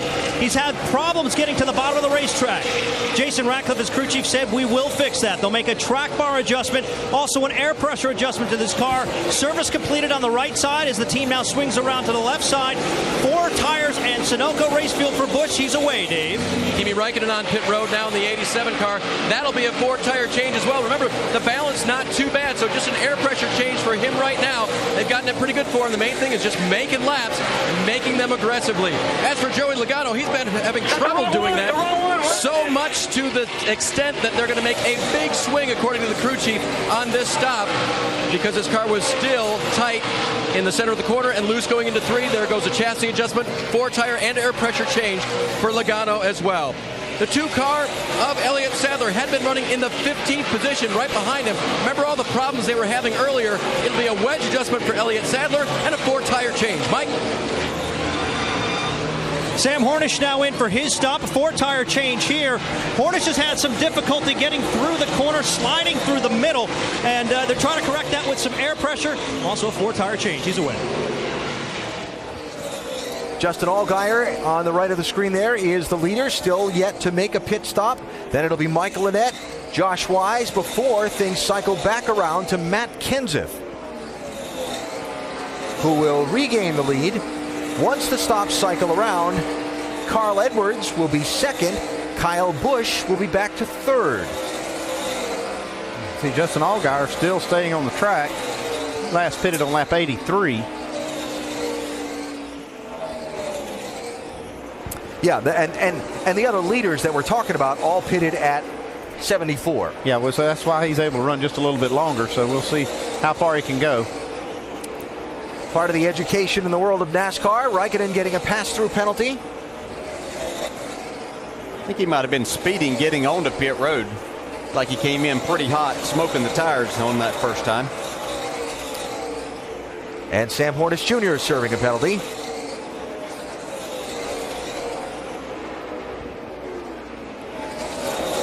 So that will hurt the former Indy 500 champ. Hornish's penalty was for a tire violation, an uncontrolled rear tire on his stop.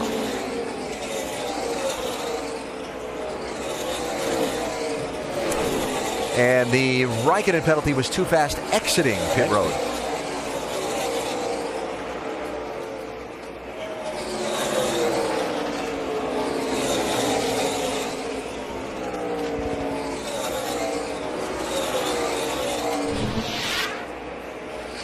Saw this just a little bit ago. Kyle Busch came up on Kimi Raikkonen here. Look how close this was. Hello. Yo.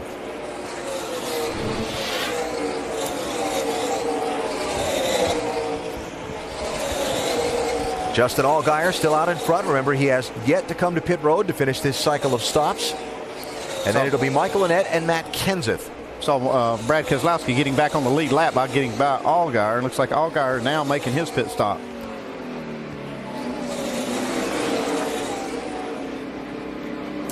So Allgaier on pit road, handing the lead to Michael Annett. And to Mike Massaro. And Justin Allgaier finally making his stop. He says he's just a little bit tight center. They'll make an air pressure adjustment there as well. Getting a full load of Sunoco race fuel in that car. 4-tire stop for the 31. Brand new car for Justin Allgaier. He has high hopes coming into this race. They finally drop him off the jack. He's away. Feels like he's got a pretty good race car. They're just fine-tuning on it now. Raikkonen back on pit road. Dave? Kimi's coming back down pit road. He feels like he ran over something that's stuck underneath the car. Not only that, they're going to hand him the right water bottle this time. They handed him the empty one he tried to hand out. He's got a piece of somebody else's splitter coming off this race car. Yeah, he did run over something. Wow. 62 of Annett is in as well, Ellen, on this particular stop. No adjustments for him. They did a shock adjustment the last time he was on pit road, Ellen, and it really, really helped a lot. All right, Dave, so right side of the screen hands the lead back to Matt Kenseth, who is out in front of Carl Edwards by a second and a half. With 54 laps to go, it will be Kyle Busch third, Kevin Harvick fourth, Kasey Kahne in fifth, as we are about 3/4 of the way through today's Top Gear 300 at Charlotte Motor Speedway.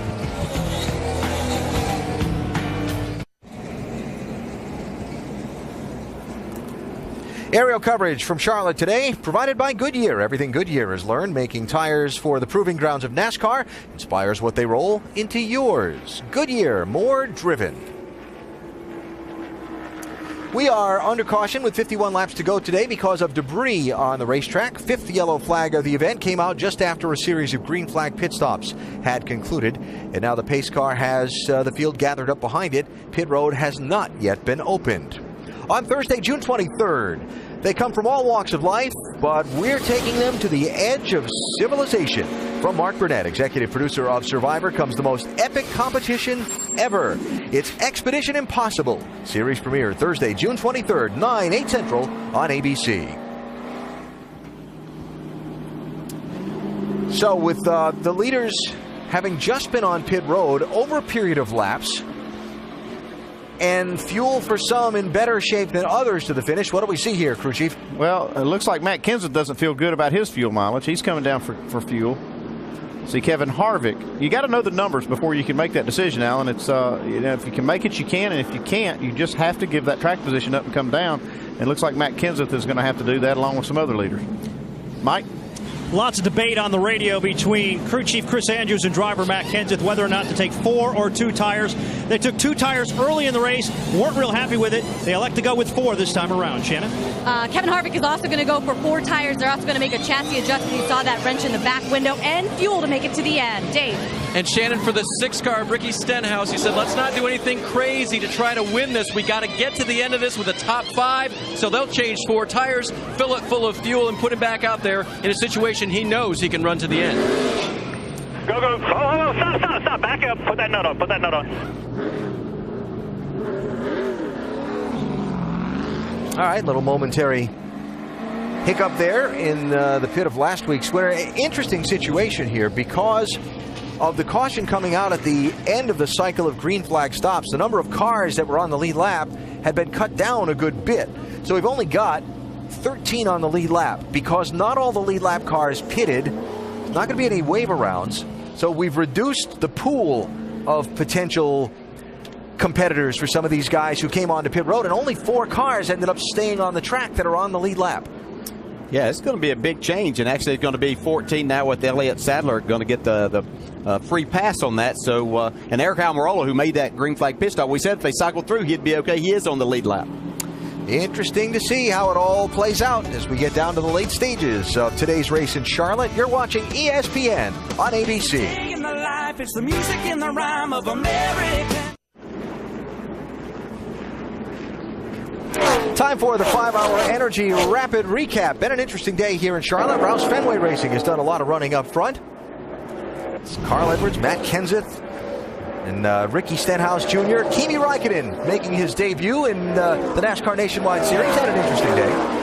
Interesting is a good word for it, yes, but done a really good job on the racetrack. See the splitter that he ran over here. More on that coming up in a moment. Kyle Busch trying to tie Mark Martin, the all-time wins lead in the Nationwide Series. Anytime you can tie or break a Mark Martin record, you've done something. And Kyle has been one of those. In fact, Kyle has spent most of this race, more laps than anyone else in this race, out in front as we get set to go back racing with 47 laps to go. Now, Dave reported on Kimi Räikkönen having someone's splitter stuck in the front of his 87 car. Now we know where it came from. Yeah, this is Jeremy Clement's car, and they're trying to repair where that splitter came loose. I have to think that part of that splitter was in Räikkönen's front end. The other part could have been on the track, which brought out the caution. You see the 87 car right there on the back straightaway hits that big piece of that splitter. Had to come to pit road under green to get it off right here. That thing was stuck hard. And again, another piece of that splitter from the 51 car, the debris that caused this caution flag that we're under. Now, that sets up the big strategy that we just saw. Of the cars on the lead lap, and there were 13 of them, 9 of them pitted, 4 stayed out. Carl Edwards, Kyle Busch, Casey Kane, Jason Leffler did not pit here. Matt Kenseth, first off pit road, got 4 fresh tires, restarting in 5th position. Not a bad spot. I mean, he knows he's got enough fuel. He's got 4 a little bit fresher tires. Not a whole lot of laps on Carl Edwards and the leaders that stayed out. But Matt's had about the best car all day. I think he might be able to drive his way to the lead. Well, it'll be key here in the very early stages not to let Carl and Kyle Busch get too far out front. So he's going to have to work this traffic pretty quickly. 46 laps to go when the green flag waves.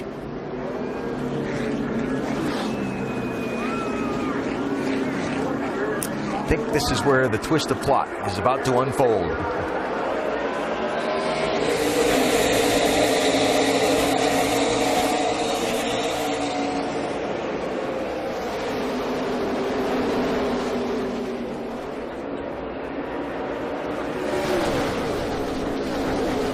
Oh, 3 wide back there. Here comes Kenseth on the charge down to the inside, that blue and white car. Making it 3 wide on the inside. Kyle Busch trying the outside on Carl Edwards. Check out Harvick 3 wide on the outside. And look at Kenseth's car get a bite coming off the corner. Well, that was tight. And still side by side up front. See a little bit of smoke. Coming from one of the cars. Trouble. Who is it? Looks like it might be Harvick. There's a little contact coming off turn 4. This is for the lead right here, Kyle Busch. Carl Edwards does not want to let him clear him. Well, not much you can do about it, doesn't look like. I don't know. There's a little wiggle out of Kyle coming off 4. Yeah, Kyle really hanging tight on that high side. We haven't seen anybody be able to do this yet today. Harvick off the pace will be headed to pit road while we watch the side-by-side race for the lead. Look at Kyle Busch sail that thing off into turn 1. I don't think he's cracked the throttle yet since the restart. No, but Carl's drove into my door there, Billy. Still trying to keep it to the inside. He doesn't want to give Kyle Busch that spot.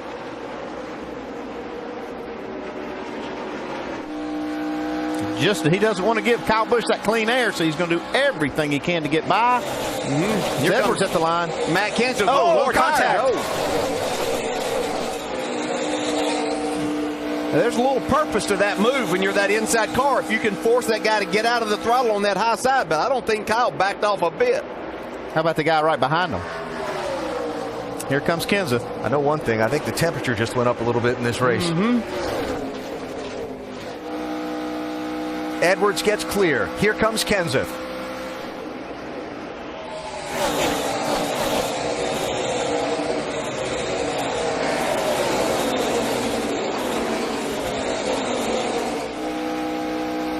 And he is going to squeeze up in front of that 18 car. Crossover for Kyle. Wow. That was close.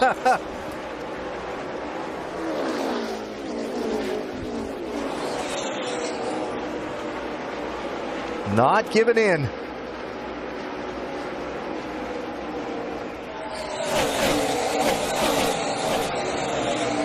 And Carl's liking this. He said, you guys keep doing that. Let's see if I can ease away. Big run there by Kenseth off 2. He's cleared for second. That's bad news for Carl Edwards. That's Jason Leffler, who's crawled into the picture in 4th spot. Remember, he was 28th earlier in the day after a penalty on pit road. And we talked about how he passed so many cars to get back up in the top 10 relatively quick after that penalty. He does have a great car. We're talking about Jason Leffler in the 38. This is for 8th, 9th, and 10th you were looking at there with Keselowski, Wallace, and Scott a little farther back, Almirola, Allgaier. Justin Allgaier not on the lead lap, trapped after the green flag pit stop a little bit ago, and then the caution coming out pretty quickly after that. Here's somebody we haven't talked about in a little while, Kasey Kahne in the 30s, starting to creep a little closer in. One of the guys that did not pit on that last caution. He was up in 3rd for the restart. He's fallen back to 5th.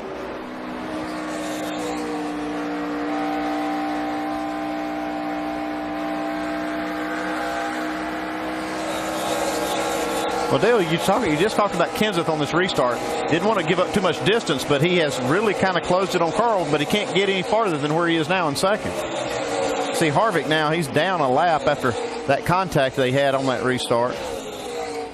You heard the radio from Kevin saying thought he'd gotten hit by somebody in the left front. Who was it? They just drove into his door there. It was Kasey Kahne in the 30.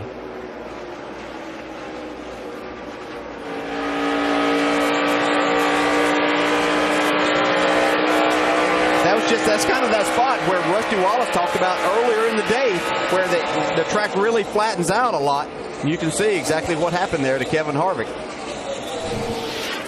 So again, Harvick a lap down in 22nd place. 3-6. He's the 9th car a lap down. That's a long way to go to try and get a free pass, Shannon. And it was just some hard racing for the 33 car. Of course, they came down. They made left side tire change only. Kevin Harvick right now out back on the track. Track position is going to kill him, you guys. He's never won here at Charlotte, and right now it doesn't look like it's going to happen again today. That's tough for Kevin. His attempt to get that elusive Nationwide Series win here at Charlotte looks like it's not going to happen again today. 36 laps to go. Probably haven't seen the last of the caution flags. Haven't seen the last of the changes for the lead. It's Edwards leading Kenseth by half a second.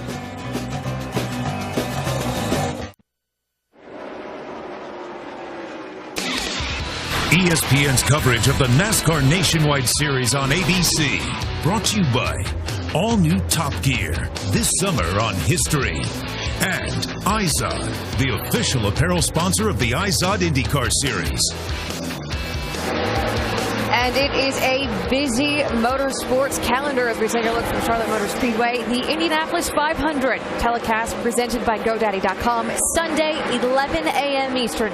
That is on ABC. Then NASCAR Now presented by Shell Nitrogen Monday, 6:30 Eastern on ESPN2. Next weekend is the NASCAR Nationwide Series at Chicago, Saturday, 7:30 Eastern on ESPN. Also next weekend, NHRA is in action. Super Nationals qualifying Saturday at 5:30 Eastern on ESPN2. And then the finals are Sunday, the 5th of June, 4:30 Eastern on ESPN2. Here in Charlotte, Carl Edwards leads the way. He's been out front for 37 laps today. The highest ranking nationwide eligible championship driver is Jason Leffler. And the one thing, guys, that's been interesting is this new sense of urgency in the garage. Since last week, the championship eligible driver, Ricky Stenhouse Jr., got the win. Yeah, when Stenhouse got the win, it made a lot of the young drivers go, man, I want it so bad. When can I be the next guy to get it? I mean, you can look down the line, and there's many youngsters that want it really bad. I mean, we're on the airplane last week, Nicole coming home, and Steven comes up and I said, what's wrong, man? He goes, I can't believe you won. I just want it so bad. When's it going to be my turn, you know? And a lot of young drivers are wanting to be like Stenhouse is right now, getting there first. And it's also encouraging, Rusty and Nicole, for the younger drivers and all of the nationwide regulars to see one of their own beat two Cup regulars, Carl Edwards and Brad Keselowski. Two guys that are capitalizing today are Jason Leffler and Reed Sorensen. Now, the risk is if you don't match Ricky Stenhouse, then you run the risk of him separating himself from you and the rest of the field. Ricky Stenhouse is backing it up today with another strong run. Right now, he's in 6th. Alan? Nicole, Ricky, Rusty, thanks. 27 laps to go. And the gap between the top two is tight. Yeah, and they're running almost identical lap times. And Matt's got just a little bit fresher tires. Carl's got the clean air. Who's it going to be? I've been watching Matt Kenseth. He's about a lane higher than what he's been running a lot of the day, and I think a lot of that has to do with Carl being right on the bottom, and Matt's just trying to get more air to the front end. You can see him go to the bottom in 3 and 4 there, but in 1 and 2 he's been up about a groove. And I think a lot of that has to do with momentum and seeing if that's an area that he may be able to utilize when he does get to Carl's bumper. Now, if you look at the speeds right there, the two leaders almost identical. Casey Kane actually had the fastest lap that time by. 2/100ths of a mile an hour between the top two. They are going at it. Those are two cars out of the same shop, and boy, you can tell it by the speeds. Where they catch some lap traffic could turn out to be a difference in some of this. It could be, and you know that late race caution that seems like we always have. That could play a big role here to get one of those. Casey Kane running in 4th, one of the guys that did not pit under that last caution, Dave. And the reason, if you were listening to their radio, Stuart Cooper told him we're probably going to have to pit again anyway for tires, and we're real close on fuel. Now, since then, he's bumped into Kevin Harvick. The car has gotten extremely loose. He's lost 3 positions. He's regained 2 of them back, and now he can make it on fuel. So you got all that very fast race car. They can make it, and they may not have to pit. And as we saw a couple minutes ago in the speeds at the line, he had the fastest lap a couple of these laps gone by, faster than the leaders. Yeah, and I've always heard that a looser race car gets better fuel mileage. I didn't realize it worked quite that quickly, though. But now, all that said, the numbers say we're going to have a caution between now and the end of the race. The green flag stretch at the end of this race averages 12 laps in 13 of the last 14 races. Not a guarantee. There's that one exception in there. But the numbers say we're probably going to get another yellow. Right now, it looks like Matt Kenseth might need that yellow. He's losing some ground now to Carl Edwards. It really kind of happened in 1 or 2 laps. There's one lap that Matt lost about 3/10 to Carl, and now they're running almost identical laps again, but he did lose that little distance. What are they saying in the 60 pit, Shannon? Well, the calculators are very busy on top of that 60 pit box. I told you guys back on lap 137 that Carl Edwards could make make it to the end. Well, they recalculated. They were 3 laps short. When that caution came out on 150, there was a lot of talk about whether or not they should come down. Mike Beam told his driver, we cannot make it if there's a green-white checker. Carl said, I've saved you some fuel. Obviously, Carl won. They stayed out. Right now, he's being told he is a half lap short to make it to the end. And guys, he is well aware that that 16 behind him can make it. Well, that's the key right there. He can save fuel. Carl Edwards, one of the best at saving fuel. But, you know, when he has to hold off somebody like Matt Kenseth to run the lap times he's running, how much can you save? Yeah, you can't be saving much right now when you've got Matt Kenseth right there within striking distance. So, not like you. There's some things that you can do. Obviously, staying off the brake pedal is the best thing that Carl Edwards can do. That won't slow his speed down that much. Plus, it could save him a little bit of fuel. Maybe just enough to get him to the checkered flag. Leaders put a lap on Kimi Räikkönen. Last lap, Matt Kenseth beat Carl Edwards a couple of tenths. See what happens on this lap. Looks like he's just a little bit closer. Well, looks like Carl beat him just a little bit. A lot of it has to do with what you were talking about with the lap traffic, where Carl is catching that. If he has no problem utilizing that bottom groove, then Matt doesn't seem to be able to have anything for him right now.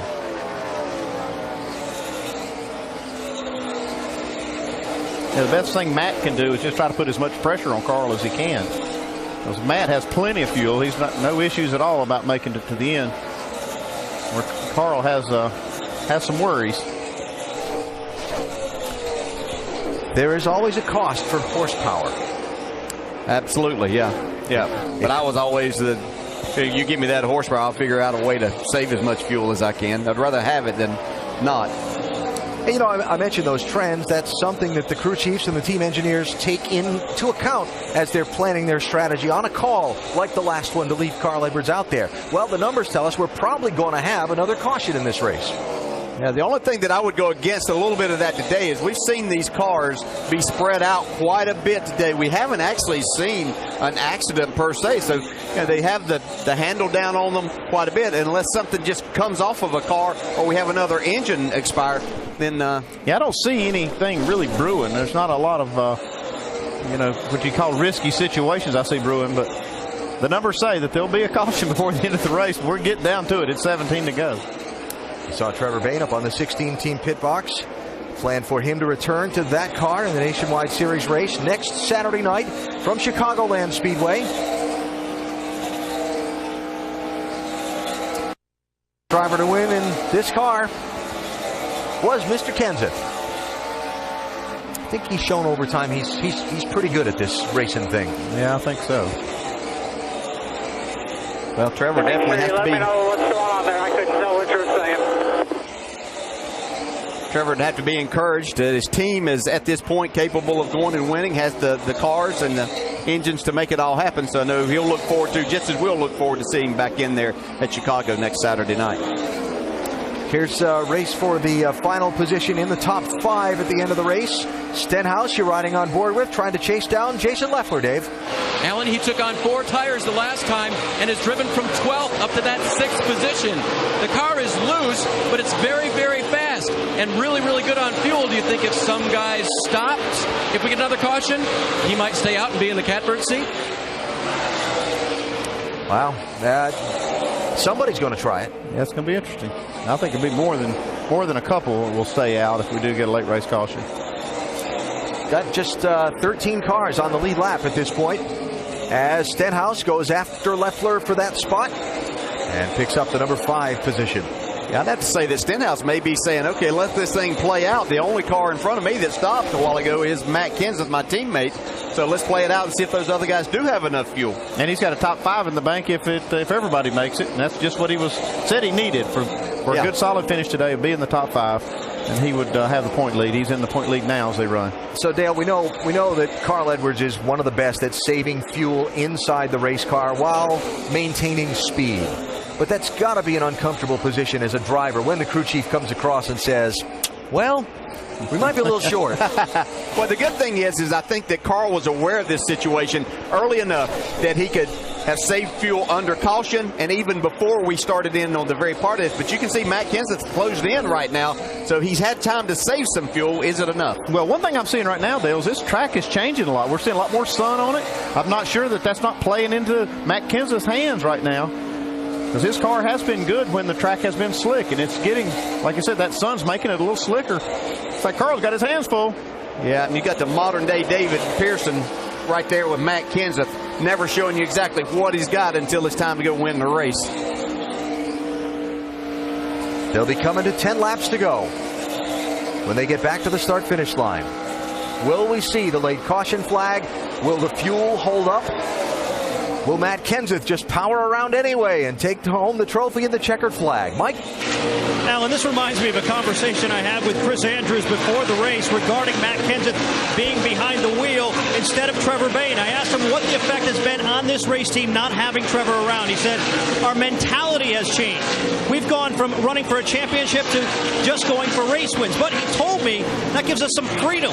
We can take some risks. One of them was on the last pit stop. Instead of going for track position and taking just 2 tires, they went for 4. We heard the radio between Kenseth and Andrews during that period of time where he said, hey, look, on a slick racetrack like this in Charlotte, I'll take Matt Kenseth with 4 fresh tires any day. He's closing the gap, only about 2 car lengths separating the leaders now. 9 laps to go. That Carl's got some serious traffic here. Under Jeremy Clements to the outside of Jennifer Jo Cobb. Casey Kane on the pit lane. Dave? Well, Alan, everything we talked about has gone out the window because they're making a lot of horsepower there and apparently using more fuel than what they calculated Kane to be able to go with. So they will give it a splash of fuel. They're also going to change right side tires as long as they're in here and send them back out. Ouch. Yeah, I'd say that's a miscue right there. They just didn't calculate that fuel right. Now they're out. This is going to cost them a ton. Trying to get this thing started is almost impossible when they're hot and out of fuel. So Kane's good finish goes out the window in the final laps. And we go back to the race for the lead, coming to 7 laps to go. These two are still going to encounter some traffic, some lap traffic, so that could play a big part into what's going to happen.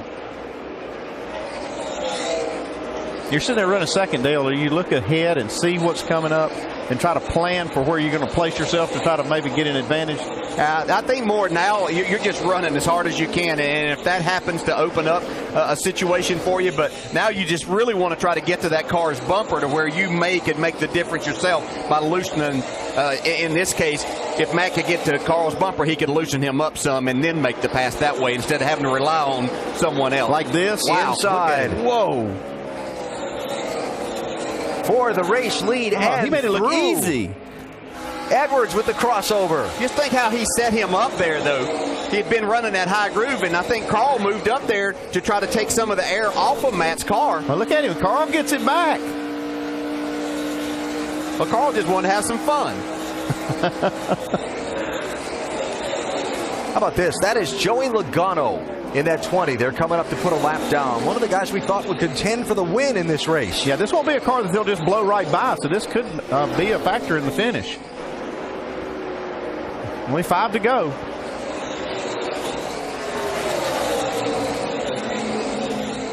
You see, Logano does give Carl Edwards, Matt Kenseth, a lot of room here to race. I mean, Matt Kenseth just blew right by Carl Edwards. It almost makes you wonder if Carl was backing off to save fuel. Could be, you know, and it said he moved up the racetrack those times where he has been right on the bottom. And I think that maybe just right there he wasn't paying attention and Matt saw his opening. Big run there for Matt off 2. Closing right in down the backstretch.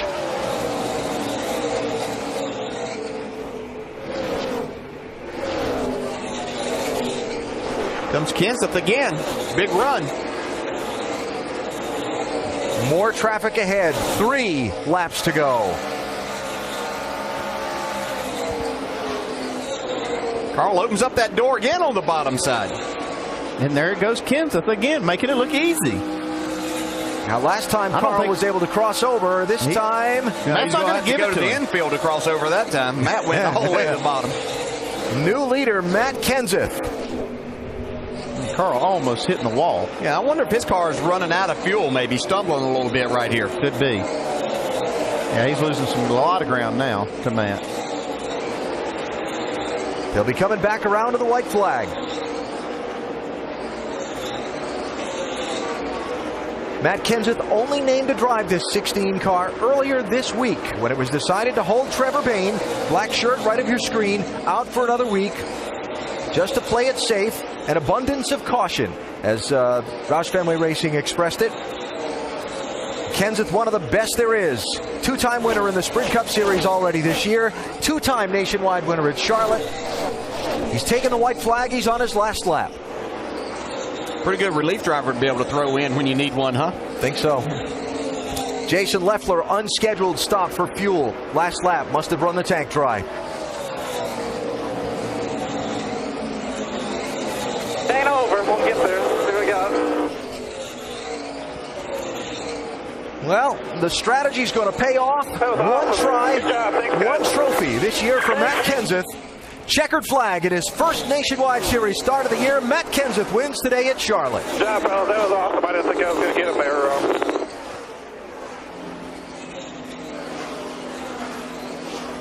It'll be Carl Edwards finishing 7/10 of a second behind in second. Kyle Busch will be 4 seconds off the pace in third. Ricky Stenhouse Jr. in fourth makes it 3 Roush Fenway Fords in the top 4 finishing positions today. And for the first time ever in back-to-back races, Roush Fenway Racing has put together a 1-2 finish. That was a good one. Matt Kenseth is so solid. And to put him in that car and get a win like that, 1 start, 1 win. Jack Roush in the middle of the celebration down there, shaking hands with members of his team.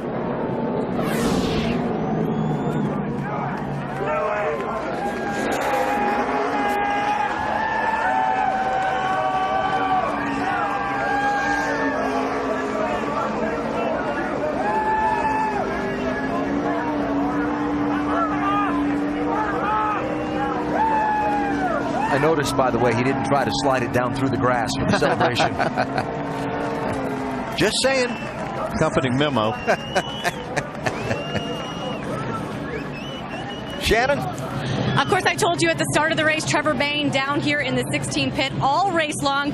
Obviously, you just watched your car go to victory lane. I know you can't wait to get back in it. What are your thoughts right now, Trevor? That's nerve-wracking for those guys up there when they have no control those last few laps. So I feel for them all the time when I'm out there, but this is awesome for this team and everybody at Roush Fenway. I mean, I think almost every single one of their cars in their organization has won this year, including the 16 Nationwide car now.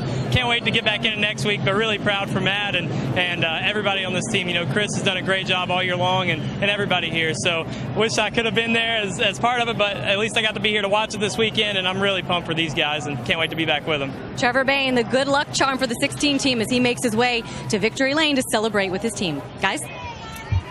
Jack Roush has now scored his 11th win here, most of all team owners in the Nationwide Series, but it's been a while, 17 races. The Cat in the Hat and his driver Matt Kenseth are headed to victory lane. We'll be there with him in a minute.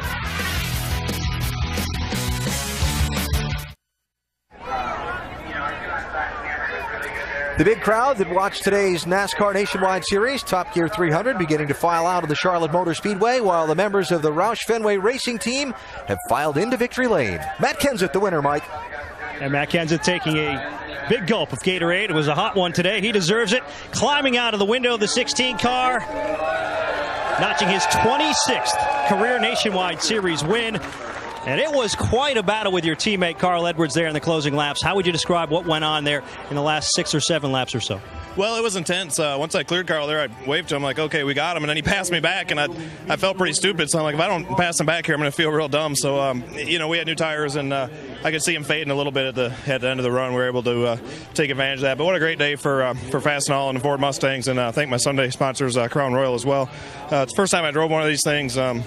You know, just filling in for Trevor. So glad Trevor's feeling better. We'll be back next week. But I had a blast today. Yeah, the first time driving the new generation Nationwide car, you made it look easy. What was the adjustment like for you? Well, it really wasn't easy, but the cars are really fast, and you know, it feels pretty good to beat Carl. I mean, he's really you know, one of the best out there every Sunday and Saturday, and you know, when you can beat him at the game, you know that you had a good day. So these guys did a great job, made good adjustments, and you know, got it to drive pretty good for me. You mentioned Trevor Bayne. Obviously, the mentality of this team at the beginning of the season was to be able to run for a championship. What do you think this victory means for them right now?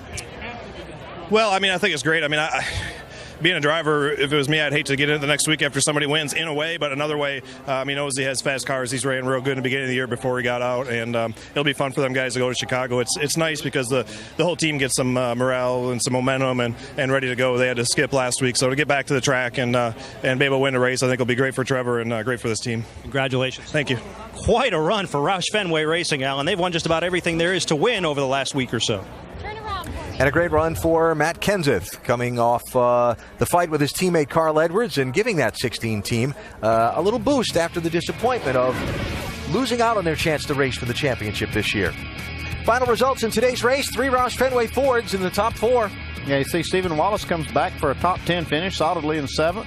Ryan Scott, one of his better runs and finishes of the season there in 8th. Aric Almirola coming back from an unscheduled pit stop early in the race, and Elliott Sadler got the free pass on the last caution, made good use of it, got a top 10 finish. Let's go back downstairs. Well, a strong run for Kyle Busch here today. It is his 5th straight top 3 finish. I know we talk a lot about how sensitive this racetrack is to temperature. It is really hot out here right now. How was your race today? Race was good. You know, we had a really good car there in the beginning and through the middle stages of the race, and unfortunately, we just weren't fast enough there at the end. The car didn't really change much. We actually got the balance better, but we just didn't have the speed to carry up with those Roush cars today. So, our Z-Line Designs Camry was decent. I appreciate the guys and everybody at Joe Gibbs Racing for doing a great job. And Interstate Batteries and Off Energy Drink. And, it's funny. Matt comes and runs a one-off and beats us both, so feel kind of bad, but it's a little reminiscent almost of 2003 as well, too, when he beat me. But we had a good day today. We come home 3rd and get ourselves a little bit better in the owner standings. And, of course, I won't be in it next week, but, next race we get to, we'll be ready. And next up for Kyle Busch is 600 miles on Sunday. Dave? Well, Shannon, as Elliott Sadler breaks things down with crew chief Ernie Cope, on the bright side, Ernie's trying to keep a smile about things here, but this was a tough day. You finished 10th. You retained the points lead by 1 point, but I know it was a struggle out there. Yeah, we just we did struggle a little bit today. Just a little bit too free on exit for me, and we kept fighting, and the guys made some good adjustments there at the end. And this is what we got to do. When the days when things don't go the best as they should, you just got to fight and get the best finish you can, and we did that today. A top 10 for us today is a great finish. Again, we had good pit stops. Glad to have OneMain Financial in the car with us, and we'll just learn from today and then go to Chicago and do it all over again. There were moments today when Elliott said on the radio, "I'm about to wreck this thing." He didn't, Alan. He did finish. And again, put that free pass to use on the last caution and came back for a top 10. Elliott Sadler, the Nationwide Series championship leader, as mentioned, by a single point over Ricky Stenhouse Jr. as the series heads off to Chicagoland Speedway next Saturday night for a race on that very quick 1.5-mile track. Matt Kenseth celebrating with the family. How cool is that? So cute. More post-race coverage from Charlotte in just a minute. We'll talk with more of the top finishers when we come back. Just call him Super Sub. Matt Kenseth hops in the car for Trevor Bayne, who will return next weekend, and he gets his first win of this Nationwide Series season. But I'll tell you what, Ricky, what we learned today, the importance of driving what you have. Yes, you're exactly right. In the end, the Sprint Cup Series drivers, 3 of them, use their experience to manage a very difficult racetrack. But the Nationwide regulars took care of business, several of them. Ricky Stenhouse Jr. backed up a win with a top 5 finish. Reed Sorensen had a frustrating finish last week. Thought he should have won. He finished 5th. And then Stephen Wallace bounced off the wall, bent the spoiler back, and rallied back for a 7th place finish. They did what they needed to do. And it's led to a very, very tight points battle. Oh, very, very tight points battle up in the top. These guys are all within 2 or 3 points each other. Nicole, very, very tight. But more what Ricky said, I was really impressed with the Nationwide regulars today. Brian Scott, 8th, Aric Almirola, 9th, and you see Elliott Sadler in 10th position. These guys were all 7th, 8th, 9th, and 10th, and they worked really hard, kept themselves in the lead lap, and this was a really tough race today. It was important to do what you could do. Let's go down and actually take a look at the standings right now. As we said, it's very, very tight. Elliott Sadler was able to maintain the points lead. He's got a 1-point advantage over Ricky Stenhouse. Reed Sorensen is just 2 back from Sadler. But let's go back to Ricky Stenhouse because he is standing by with Carl Edwards and our Shannon Spake. We're going to talk to Carl Edwards first, Nicole, because he was that close to getting that win, making it a sweep for Charlotte, of course, winning the All-Star race. So I know you were short on fuel, but what happened to that car in the closing laps? I got a little bit tight, but Matt raced me really clean. You know, he was kind of messing with me there a little bit. I could tell when he needed to go, he took off. So congrats to Matt. It's a big deal for him, and you know, to be filling in for Trevor and to get a win, that was huge. And Fastenal, man. Will Overton was here, the CEO, and they got a supply vending machine that's unreal. It can cut business costs a ton if you're manufacturing and things like that. So it's a big weekend for us. Got first, second, and fourth, and my man Ricky here is gonna wrap this interview up for you guys. I'm out of here. We should, Carl Edwards doing my job for me. Right now, I mean, this has been such a week for you, and of course you come away with a top 5 finish after starting on the pole. How was your day today? It wasn't as good as we wanted, obviously, but congratulations to Matt and Fastenal, man. We finished 1, 2, 4. We were planning on the 1, 2, 3, and I kind of missed that. We just got really tight there at the beginning, lost rear grip at the end, and just couldn't quite get that last spot for us to get that 1, 2, 3 finish. But, man, it was a lot of fun. And, of course, you got to go get ready because Ricky Stenhouse making his Cup debut tomorrow. 600 miles on Sunday. Nicole? Thank you, Shannon. Ricky Stenhouse Jr. has had an incredible run considering what he went through at the beginning of last season when he almost lost his job. Take a look at his last 6 Nationwide Series finishes, coming off 3 now straight top 5s with the win and 2 fourth place. Let's go back downstairs. Mike Massaro, what do you have? Nicole, we put a graphic on the screen a few moments ago regarding the current standings. One guy who was real curious was Justin Allgaier. Wanted to know where things stood now. You lost a couple of points today, but overall a pretty solid effort. 13th overall. How would you describe the afternoon? It was an eventful afternoon for sure. We didn't really get the Sim Product Chevy where we wanted it to be at the other day in practice, and we thought we'd made some gains. And during some runs of the race, the car was really good. Excuse me, but on other runs, it just wasn't where we needed to be at. So we tried some pit strategy.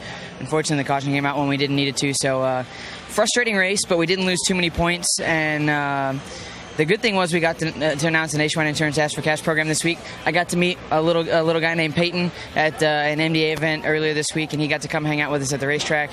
So all in all, it was a great week, and we're going to Illinois, so it's going home for me. So great week, and it's Memorial Weekend, so you gotta definitely thank all the veterans out there, and I don't know, on to Chicago. We're forgetting about this one. Justin Allgaier brings it home 13th. Shannon? Another week, Reed Sorensen, another top 5 finish for the 32 team. Talk about consistency. This team right now running for a championship. Where are you guys right now as far as that consistency? Well, the past 3 weeks have been really good, and this was probably our worst car today, and we still ended up 5th, and our cars are just getting better when we get to the track, and I think that's the main thing for us to run good each and every weekend is to be good right off the trailer. So everybody on the DG team did great today. I'm glad we came back in and got fuel there, and we didn't run out, so that was good. But our car was decent all day. It seems like anytime we made our car better, everybody else did too. So we were a little bit off, but all in all, a good day for us, good points day, and the momentum the past 3 weeks has been real good for us. We talk about these 1.5 mile tracks, these intermediate tracks, really being the bulk of our schedule. What did you guys learn here this weekend that you could use the rest of the season with this Nationwide car? Well, this track is a little bit different than a lot we go to, but we can definitely learn a little bit about how the car was reacting to stuff in practice for next weekend in Chicago, and we learn something each and every time we go out. And this is the car we had at Texas. It finished 7th. Kind of had the same car today, but we made it a little bit better throughout the weekend. So just try to learn a little bit and keep our momentum going. It's all about learning for this 32 team. Nicole? Thank you, Shannon. We head next weekend to Chicagoland Speedway. Plenty of tickets remain for that one. After Chicagoland, it is Michigan and then Road America. Go to NASCAR.com/ticket or 1-866-GO NASCAR. That is your ticket to the race. This weekend, though, just the beginning of a lot of racing action. We are in Charlotte right now. Tomorrow celebrates the 100th anniversary of the Indianapolis 500. A lot has happened over the past 100 years, not just in Indianapolis either.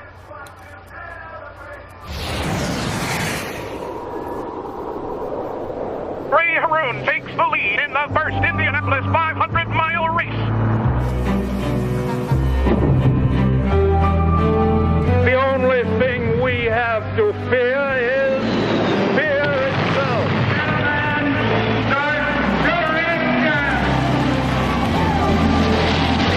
Ask not what your country can do for you. Ask what you can do for your country. A.J. Foyt, winner of the Golden Anniversary 500-mile race.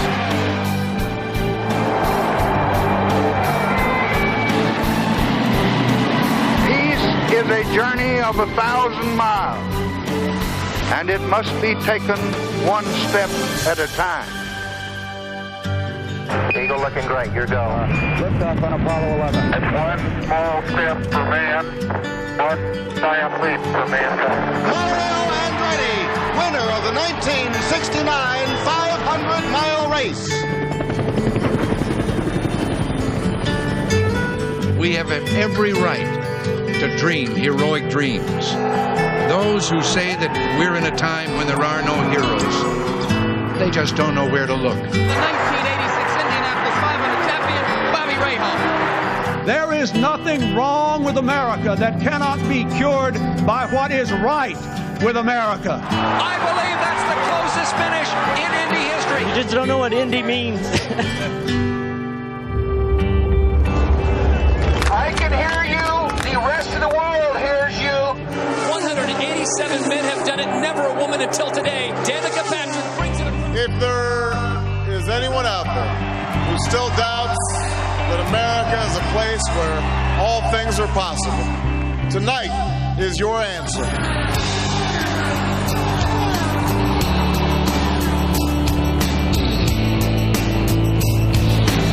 Gives me chills just watching that. Tomorrow, the 100th anniversary of the Indianapolis 500 telecast presented by GoDaddy.com, and the storylines are aplenty. 5 of the last 6 winners of the Indy 500 have gone on to win the IZOD IndyCar Series Championship. It's a trend that was started by Dan Wheldon back in 2005. 11 a.m., you can see the coverage begin from Indy. 4 women in this year's the second consecutive year. And I know, Rusty, you were there calling the race back in 2006 and 2007. And as someone who has been there before many times, there is nothing when you walk out there on the grid on race morning and you take it all in. It gives you chills. It does. I'm getting emotional thinking about it, to tell you the truth, because I had the incredible opportunity to call that race with Marty Reed and Scott Goodyear in 06 and 07. And Nicole and Ricky, I never will ever forget the emotion that went through me on the pre-race show. Yep. I mean, gosh, the airplanes flying over and Jim Neighbors singing, and it was incredible. I told some of the guys that this is the most moving thing I've ever seen. And Jeff Gordon came up to me and said, "Were you lying? Were you really moved by the start of the Indy 500 that much?" I said, "Yeah, it was incredible, man. I've never experienced it. The Daytona 500 was big. This was equally as big." You know, it's always been my favorite weekend. Best weekend of racing, the Coca-Cola 600. And before, you get to watch and relax and witness the Indianapolis 500. It's about the drivers, of course, the personalities. It's about the event. I think as much as anything, it's about the Brickyard. It's about the racetrack and how special it is. And as you mentioned, Rusty, being there, watching it from afar, my favorite was Rick Mears. He won Indy 500s like we just saw Matt Kenseth win here at Charlotte. Very calculated. A guy that didn't get a lot of attention but was always there in the end. Part of that Penske dynasty, going for 16 wins. You know, another guy who has raced at Indianapolis, not on the oval, but on the road course. Shannon Spake is with Kimi Räikkönen.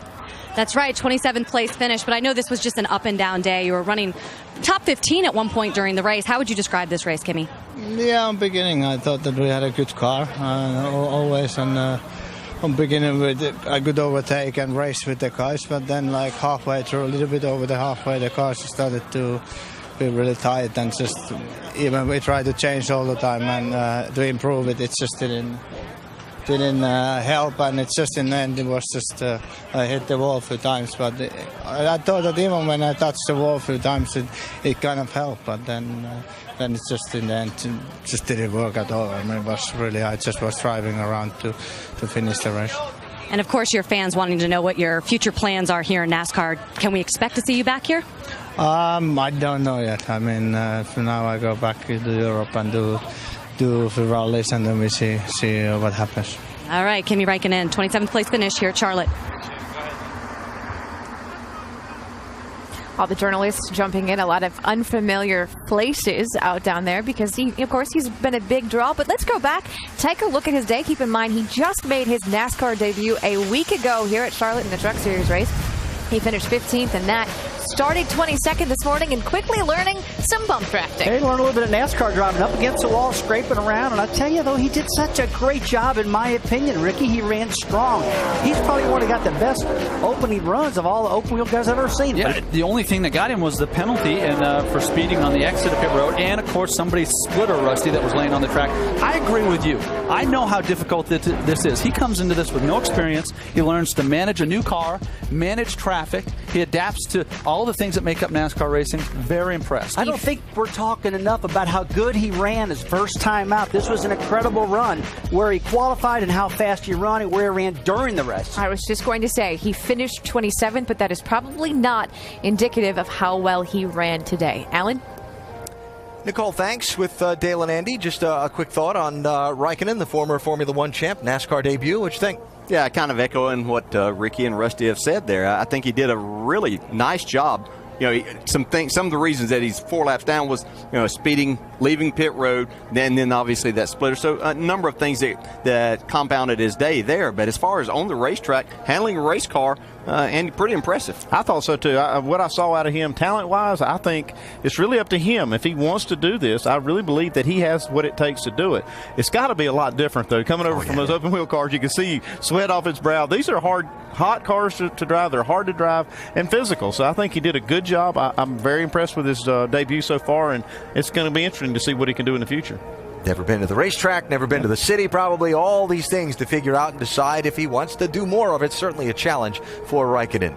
NASCAR racing in general, we talked about Mears and the Unters and Andretti's on the Indy side. NASCAR, of course, the Pettys, the Allisons, the Jarretts. A big week this 600 week is here in Charlotte as the induction ceremony to the NASCAR Hall of Fame was held on Monday night in downtown. David Pearson, Bobby Allison, Lee Petty, Bud Moore, and Ned Jarrett enshrined as the second class of the Hall of Fame. DJ, you were part of your family that presented your dad into the Hall of Fame. What was the night like for you and your family?